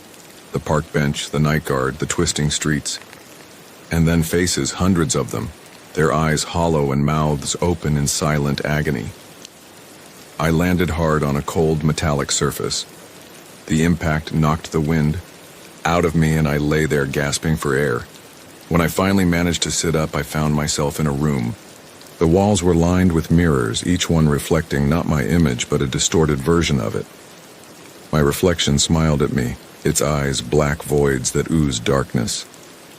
"What is this?" I whispered, my voice trembling. "You wanted to be alone." The reflections said in unison, their voices mocking. "Now you are." I tried to move, but my limbs felt heavy, as if the air itself was pressing down on me. The reflections began to move independently, their movements jerky and unnatural. They stepped out of the mirrors surrounding me. I screamed, but no sound came out. One of them reached out, its hand cold and clammy against my skin. "Goodbye." The blood moon rising. I remember the day I found it as if it were yesterday. The late afternoon sun hung low in the sky, casting long shadows across the flea market on the outskirts of our quaint little town. It was the kind of day where everything seemed still, the heat lingering, pressing down on everything. The dry, hot breeze stirred the dust, kicking up tiny whirlwinds as I walked through the narrow aisles with my dog Charlie, scanning the rows of vendors with growing frustration. The farm wasn't doing well this season. Pests, birds, and rodents were tearing through the crops with an almost savage determination. Clara and I had tried everything, scare tactics, traps, sprays, but nothing seemed to keep them away. It was as if the very land itself was rebelling against us. Sometimes I wonder if this was an act of sabotage by Mr. Monroe, who had been greedily eyeing my land for a while now. But no matter the cause, the outcome was the same. The crops were wilting, the soil dry despite the endless hours. I'd spent watering them, and every morning brought more damage, more destruction. The farm was struggling, and so were we. We weren't just facing financial ruin. This was ancestral land passed down through 7 generations. Losing it would mean losing a piece of ourselves. Clara's patience was wearing thin, though she never showed it. But I saw it in the way she pressed her lips together when the kids weren't looking, or the tightness in her shoulders when we sat down at the kitchen table to try and budget for the week. We couldn't afford another bad season. The stress was eating at both of us, turning our once lively dinner table conversations into tense silences. I was desperate, grasping at straws, literally, trying to find something, anything that might help. I figured maybe this flea market would have something useful, though I didn't know what exactly I was looking for. That's when I saw it. Tucked between a pile of rusted tools, frayed ropes, and battered knickknacks was a scarecrow. It was old, worn out, and tattered. The kind of thing that had been through too many summers and winters, far more than it should have survived. Its burlap face was faded, sun-bleached, and split in places, the frayed edges fluttering in the wind like dead, skin peeling from an old wound. Its clothes, a pair of ripped overalls and a threadbare flannel shirt, hung limp from its crooked frame, remnants of an era long forgotten. Despite its ragged appearance, something about it drew me in, and I couldn't look away. Maybe it was the unnatural way it stood out among the clutter, or maybe it was the way the light seemed to dim around it when I looked at it. I couldn't shake the feeling it was watching me, as if its dark, hollow eyes were tracking my every move, and the crooked smile stretched unnaturally wide, almost up to its ears, as though it knew a secret I didn't. The scarecrow seemed to catch Charlie's fancy too. He sniffed it cautiously before placing his paw on it, almost as if testing whether it was real. I snapped out of my thoughts when a man's voice suddenly cut through the eerie silence. It was the owner. He was a small, hunched figure standing behind the stall, half hidden in the shadows beneath a wide-brimmed hat. His leathery skin, deeply lined with wrinkles, hinted at a long, hard life. His face remained mostly obscured, his eyes concealed in the shadow of the hat, making it impossible to guess his age. An instinctual urge told me to turn away. Both the scarecrow and the man unsettled me in ways I couldn't explain. "You're looking for something to keep the birds away, aren't you?" he said without glancing up, his voice gravelly and dry. There was an accent too, faint but old-fashioned, as though it belonged to another era. I blinked, startled by his accuracy. How could he know? I thought to myself. I nodded slowly, unsure of what to say, my mouth suddenly dry. Then he looked up, meeting my gaze for a fleeting moment. "This here'll do the trick," he said, gesturing toward the scarecrow with a bony finger. "No birds, no rodents, no pests. You'll see." I hesitated, taking a closer look at the scarecrow. It looked as if it would fall apart if I so much as touched it. The wind tugged at its loose stitches, making them sway slightly, and I noticed a faint odor, musty, like damp earth mixed with decay. "Does it work?" I asked, my voice filled with skepticism. I didn't want to come off as too desperate, but I was. The man grinned, revealing a set of yellowed, uneven teeth. "It works," he said with an air of certainty that felt unsettling. "Better than you think. Just set it up in your field. It'll do the rest." My gut twisted with unease, and despite the creeping dread, I handed over the little cash I had left. The man took it without another word. I heaved the scarecrow into the bed of my truck, its hollow, straw-filled body thudding against the metal, as I started my drive back to the farm. When I got home, the sun was setting, casting an orange hue across the farm. I glanced toward the house, where the warm light of the kitchen spilled through the windows. Clara was inside, cooking dinner, while the kids helped her set the table. The smell of roasting chicken wafted into the air. Charlie and I were immediately greeted by Sir Sunrise, a rooster, who quietly came and perched himself on the back of the truck as I parked near the front porch. He observed in silence as I unloaded the scarecrow.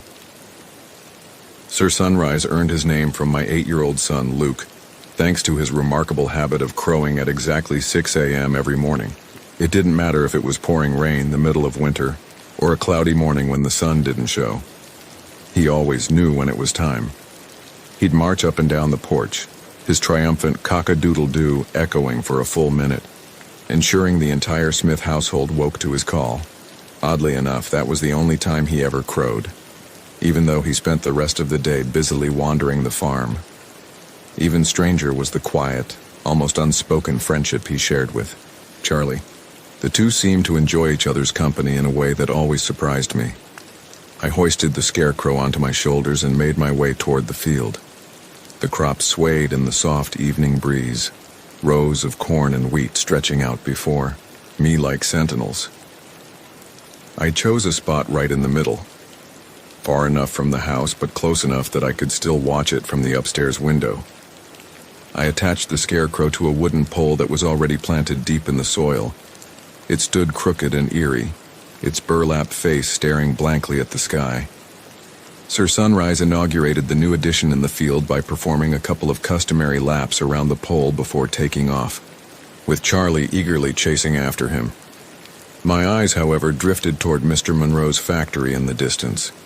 For years, he had been acquiring land from my neighbors and was determined to buy my property as well. He wasn't pleased when I turned him down. Ever since then, my farm has suffered.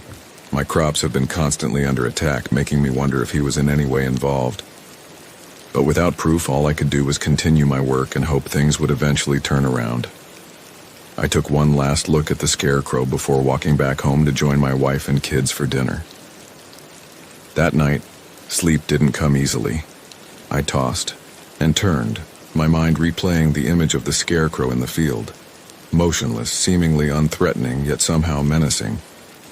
Every time I closed my eyes, I saw that stitched smile, wide and knowing, as though it was waiting for something.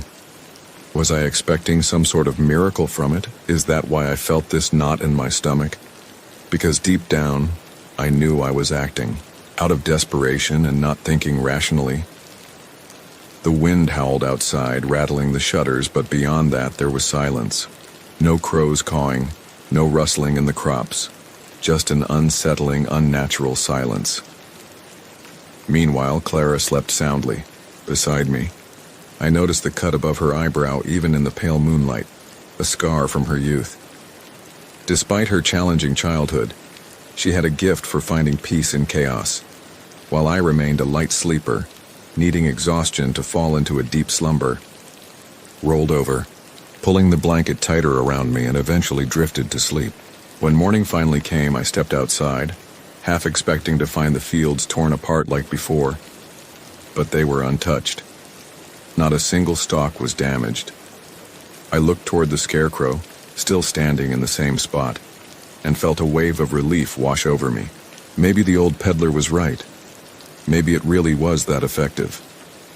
A couple more days went by and the crops remained unharmed. Not a single bird or rodent dared to come near them. For the first time in months, I felt a glimmer of hope, a lightness in my chest that I hadn't felt in ages. I didn't fully understand how a scarecrow could make such a difference. The results defied logic. but I wasn't about to question it now. Clara noticed the shift in my mood too and began to believe, again herself. She watched our children, Emma and Luke, play among the crops, their laughter ringing through the air like music after a long silence. It was as if the scarecrow had brought back more than just safety for the crops. It had brought back hope. But on the fourth night, things began to take a strange turn. I woke up in the dead of night to the sound of Sir Sunrise crowing, loud, persistent, and completely out of character. He was never one to crow at night. His routine was always the same. Like clockwork at 6 a.m., my body, heavy with sleep, resisted the urge to get up. I waited, hoping he'd stop, but Sir Sunrise kept going, his calls growing louder, more driven. With a groan, I dragged myself out of bed and stumbled toward the window, expecting to see him perched where he usually roosted. But instead, Sir Sunrise was on the front porch pacing back and forth, his head bobbing furiously, crowing as if the morning sun was already shining. But the thing that made my stomach lurch wasn't him. It was the moon. It hung in the sky, casting a pale glow over the fields. The crops swayed gently in the breeze, bathed in a strange coppery light. It was only then that I realized it wasn't just any moon. It was a total lunar eclipse. The blood moon hung above, eerie and red, painting the field in a haunting glow. But what I saw next stopped me cold. The scarecrow. It wasn't where I had left it. For a moment I just stood there blinking, my tired mind scrambling to make sense of what I was seeing. I rubbed my eyes, squinted, and even stepped closer to the window. But no matter how much I tried to rationalize it, there it was, standing at the far end of the field, a place I had never placed it. My heart pounded in my chest. Who could have moved it? And why? Was it some prank? But who would come all the way out here in the middle of the night just for that? My thoughts raced, reaching for logical explanations that didn't quite add up. Maybe it was just my groggy, sleep-deprived brain playing tricks on me. The moonlight, the shadows, it could have easily created an illusion. Or maybe it was the wind, somehow shifting the scarecrow's position. Scarecrows were light, after all. It could have been anything. Right? I shook my head, telling myself it didn't matter. I could fix it in the morning. Still unsettled, I forced myself back to bed, but sleep didn't come easily. My dreams were strange, fragmented, filled with shadowy figures moving through the fields.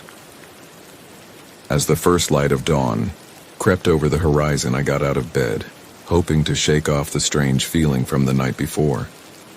To my relief, when I looked out the window, the scarecrow was back in its original spot. I sighed, feeling a wave of calm wash over me, but only for a fleeting moment, because when my gaze swept across the field, something caught my eye, and it made my stomach drop. A flock of crows was circling low over a patch of land near the edge of the field, the very spot where I had seen the scarecrow standing the night before. I felt a chill crawl down my spine. This was never going to be good news. Without hesitation, I bolted out of the house and raced toward the spot where the birds hovered, their dark wings cutting through the sky like a bad omen. The birds flew away when I reached the area, but what I saw made me momentarily speechless. Scattered among the crops were dead animals, birds, rodents, frogs, and other small creatures. They weren't just randomly lying there either. Their bodies were arranged in peculiar, almost ritualistic patterns. Circles, spirals, rows, shapes that made my skin crawl. And the worst part? Straw. Pieces of straw, like the kind stuffed inside the scarecrow, were strewn around the animals, as if linking them to the figure that now loomed in the field. I knelt down, my fingers brushing over the straw. At first I wanted to believe it was a predator, some animal playing tricks, a fox or wild dog arranging its kills. But that thought quickly crumbled. The arrangement of the bodies was too precise, too deliberate. It felt wrong. Could this be Mr. Monroe's doing? Another twisted attempt by him to sabotage my farm? Before I could even finish the thought, Clara's voice echoed across the field. her tone sounding nervous and urgent. I looked up and saw her in the distance, standing on the front porch, her posture tense as though trying to intervene before something happened. But the thick rows of crops blocked my view, making it impossible to see what had her so panicked. I set off again, this time heading back toward the entrance of my own house. As I got closer, the menacing growl of Charlie pierced the air. When I pushed through the last of the crops, I saw him engaged in a tense standoff, his fur matted and streaked with blood, growling fiercely at Sir Sunrise. The rooster was badly injured, his feathers in disarray and blood dripping onto the ground. He wobbled, struggling to stay upright, yet remained defiant, determined to hold his ground in the fight. But Charlie wasn't finished. Before I could intervene, he lunged at the rooster, clamping down on his throat with his teeth. With a violent shake of his head, I heard the sickening snap of bone. Charlie finally released him, and the lifeless body dropped to the ground. Horror washed over me as blood pooled around the carcass. Charlie cleared his throat a couple of times, and in slow motion, I saw him extend his tongue, licking the blood clean off the floor in one swift motion. I stood frozen, unable to look away as Charlie, his tongue stained with blood and dirt, jerked and crouched momentarily, eyes closed, tilting his head down before releasing a loud howl, with his muzzle pointed skyward. He then darted off into the field before I could pin him down. I chased after him, but it was clear he wasn't interested in being found. I expected he would eventually find his way back home, though I wasn't sure what I would do with him upon his return. I had never seen him behave this way before. I struggled to piece together the events of the morning, wondering if there could be any correlation to last night. Deep down, I couldn't ignore the gnawing suspicion forming in my gut. This all began the moment I brought that scarecrow home. What had been a curious purchase at a roadside stand had now morphed into a source of growing dread, its tendrils curling tighter around my mind. And what about the dead animals? Were they also Charlie's doing? I had no clear answers, and I reluctantly glanced at the scarecrow perfectly positioned in the middle of the field. The smile stretching across its face stirred an uneasy feeling in me. That is strike one. Patrick, a voice echoed in my head at that very moment. And for the first time I considered getting rid of it. But as I looked at the crops around me, I was quietly taken aback by the risks I was willing to accept. Finally gathering my composure, I dealt with the dead animals, burying them one by one in haste before Clara could notice. She was already upset about Sir Sunrise and had spent the day looking for Charlie, convinced they had a falling out. Her suspicions were not yet on the scarecrow, and I hoped to keep it that way. Still, I forced myself to focus on the positives. The crops were thriving, better than ever, in fact. The rows were thick with green, healthy stalks, and the vegetables were coming in larger than expected. My family was on track to recoup our losses, and hopefully that would put us in a better financial position than we had been in for years. But that night, as the wind whistled through the trees and rustled the leaves, I couldn't shake the feeling that something was wrong. Something was out there watching us. The scarecrow was more than just straw and cloth, and I could feel that deep in my bones. I pressed the pillow to my ears, desperate to drown out the sounds of the night and drift off to sleep. But then a loud, piercing howl shattered the stillness. It was Charlie, no doubt, somewhere out in the field in the distance, howling into the night. Somehow I eventually succumbed to exhaustion and drifted off to sleep. But I was jolted awake by my daughter Emma's urgent voice calling for me. "Dad, come quick." Her frantic tone sliced through the morning calm like a knife, pulling me from my dreams. Heart racing, I scrambled out of bed and rushed outside. The sun was just beginning to rise, casting a pale light across the farm. I spotted Emma near the edge of the field, crouched next to Charlie. A wave of dread washed over me as I approached. There lay Charlie, lifeless and caked in mud, his front paws badly bruised and the flesh peeled back, exposing the jutting bones. It was clear he had been digging with a frantic desperation and eventually died from the sheer exhaustion. Next to him was a mound of sand. the grave where Sir Sunrise had been buried. Emma looked up at me, tears streaming down her face. "I don't know what happened, Dad. I found him like this." The horror of the scene settled over me, a chilling weight in my chest. Clara soon joined us, and we decided to bury Charlie with Sir Sunrise since they were pals after all. Once everybody went back inside, I ventured into the field, holding a shovel in my hand, wondering what else I might uncover. As I walked through the field, I noticed small mounds of earth scattered around, like hastily made burial sites. It was all too clear now what Charlie had been doing throughout the night. With a shovel, I dug into one of the mounds and uncovered a dead pigeon. Another revealed a large rodent. The field was littered with these makeshift graves, and I couldn't even guess how many there were. When I turned, my stomach clenched. Luke was standing there, his face pale, eyes wide with fear. "What's going on, Dad?" he asked, his voice trembling with confusion as he looked around. I forced a smile, kneeling down and placing my hands gently on his shoulders. "Nothing to worry about, buddy," I said, keeping my tone calm. "Charlie was just being Charlie. We'll take care of it." For the next 15 minutes, I tried to reassure him, telling him he had to be strong, that growing up meant taking responsibility and knowing when to keep things to himself. "You're a man now," I said, "and sometimes we do what we have to protect the family. Don't mention this to Clara or Emma, okay? They're already worried enough." Luke nodded, but the unease in his eyes was hard to miss. I hated myself for what I was doing, gaslighting. My own son, but with the harvest only a couple of weeks away, I had no choice. The farm had to come first. As Luke slowly made his way back to the house, I glanced toward Mr. Monroe's property in the distance, and then back at the scarecrow. I felt a lump form in my throat. "That's strike two, Patrick," I muttered to myself. I knew I couldn't handle another incident like this. If anything else happened, I'd have to start thinking seriously about other contingencies. Time was running out. Determined to put my fears to rest, I decided to keep watch over the field myself, alone, in the dead of night. So the rest of the morning I tended to the field, watering the crops and going about my usual farming routine, and when evening finally arrived, we all ate our meal in silence. One by one, everyone retreated to their rooms while I remained vigilant.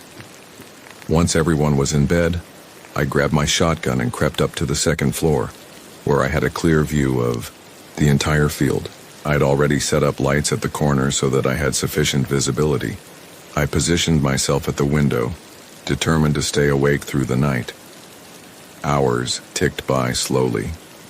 The only sounds were the faint whisper of the wind and the occasional creak of the old farmhouse settling around me.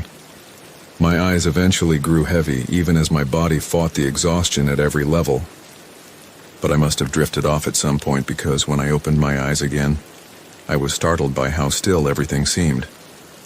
I instinctively glanced out the window, expecting to see the familiar silhouette of the scarecrow standing in its usual spot, but it wasn't there. My heart leapt in my throat as I scanned the field, and then I saw it moving. The scarecrow was moving, not walking, not stumbling, but drifting. It glided across the ground as if something unseen was pulling it, dragging it toward the far end of the field. Then it suddenly stopped, and to my horror, I saw the birds descend quietly around it. My hands trembled as I bolted out of the chair, shotgun in one hand and the old lantern in the other. I didn't wake Clara or the kids. I didn't want to frighten them. But my pulse pounded in my ears as I sprinted into the field, the lantern swinging wildly in my arm. The scarecrow, now a distant silhouette, was still drifting, disappearing into the dark edges of the field. I sprinted after it, the lantern's glow swinging wildly in the darkness. When I reached the spot, I nearly dropped it. Dead animals lay scattered everywhere. Birds, mice, frogs, and even a rabbit, arranged in eerie, precise circles. The smell of decay clinging to the air. Out of the corner of my eye, I then spotted it again, the scarecrow this time drifting slowly toward the opposite end. I ran toward it again, gripping my shotgun tightly as the lantern swayed in my hand and the wind howled around me. But as I approached the scarecrow, I froze. It wasn't the scarecrow that terrified me, it was Emma, my 12-year-old daughter, carrying the scarecrow as if it weighed nothing. The pole rested effortlessly on her small shoulder, her hands gripping it firmly yet without emotion. Her movements were slow and mechanical, her eyes wide and blank, as if she were trapped in a trance. Behind her, Luke knelt in the dirt, his small hands stained with blood. He was carefully arranging a sparrow's body among the others, his face blank, his eyes unblinking. With a firm grip, he squeezed another rat's neck until it went limp, then placed it on the ground, completing a circle of dead animals. A wave of dread rose in my chest as I choked out a call, my voice thick with fear. "Emma! Luke! What are you doing?" They didn't respond. They didn't even flinch. Emma kept walking, gripping the pole attached to the scarecrow and moving forward. Luke silently followed behind her. Then Emma suddenly stopped. She raised the scarecrow and pointed it westward, and from the shadows animals suddenly emerged. Birds swooped down from the trees, rodents scurried out of the soil, and insects crawled from every crevice, all of them moving toward the scarecrow with eerie obedience. I could only watch in horror as Luke picked up a rock and began smashing the animals one by one. Each brutal strike was met with a sickening thud, and yet none of the creatures moved. They remained rooted to their spots, oblivious to the carnage unfolding around them. The air felt thick with something sinister, something beyond my understanding. My chest tightened as I staggered back, gasping for air. This wasn't real. It couldn't be real. Then Luke bent down, grabbed a dead rodent from the ground, and sank his teeth into it. He bit into the fur with the desperation of a ravenous animal, blood smearing his lips as he chewed, completely lost in the frenzy. A wave of nausea washed over me as I realized how the scarecrow was controlling my children, transforming them into something unnatural, something monstrous. A torrent of anger erupted inside me, every cell in my body pulsing with raw fury. My hands shook, but my mind was suddenly clear. I knew exactly what I had to do. I dropped my lantern and rushed toward Emma, yanking the scarecrow from her hands, and then hurling it to the ground. My kids remained mute spectators, rooted to their spots as they continued to be trapped in their hypnotic trance. I grabbed the lantern and smashed it against the scarecrow with all my might. It shattered on impact, igniting the scarecrow in flames. Without hesitation, I fired my shotgun at the fuel-soaked straw, and an explosion erupted, engulfing the figure in a fiery blaze. Emma blinked for the first time, as if suddenly waking from a dream, confused about how she had ended up in the middle of the field. My son Luke stared down at his blood-stained hands clutching the dead rat. Horror washed over his face, his lip trembling as he met my eyes. "I didn't mean to, Daddy. I didn't mean to," he sobbed, wiping the blood from his mouth with the back of his hand. I dropped to my knees, pulling both of them into my arms as the fire crackled and roared, the acrid smell of burning straw filling the air. Through the flames, I watched a shadowy figure emerge, its silhouette shaped like a man, writhing and twisting, struggling to break free. For a fleeting moment, it seemed almost alive, thrashing in a desperate attempt to escape the flames. But the fires consumed him, pulling him deeper into the inferno until, at last, he vanished. I closed my eyes briefly, using the moment to utter a silent prayer to the Lord, hugging my children tighter, grateful that it was finally behind us. Together, we slowly walked back to the house, each step laden with the weight of what had just transpired. Just as we were about to enter the house, Clara opened the door, worry etched across her face. She had woken up sensing something was wrong, and when she found us missing, fear gripped her. As we stepped inside, she wrapped us in a warm embrace. I immediately felt a sense of relief, hoping that this whole nightmare was finally behind us. Over the next few weeks, my crops flourished, yielding a harvest that far exceeded my expectations. We were pulled back from the brink of financial ruin, but it came at a cost. Both Emma and Luke suffered from relentless nightmares, waking up screaming in the night, and it would be months before they could fully recover. I, too, struggled with sleep, waking in the dead of night, drenched in sweat, haunted by the memory of the scarecrow. It's gone, I kept telling myself.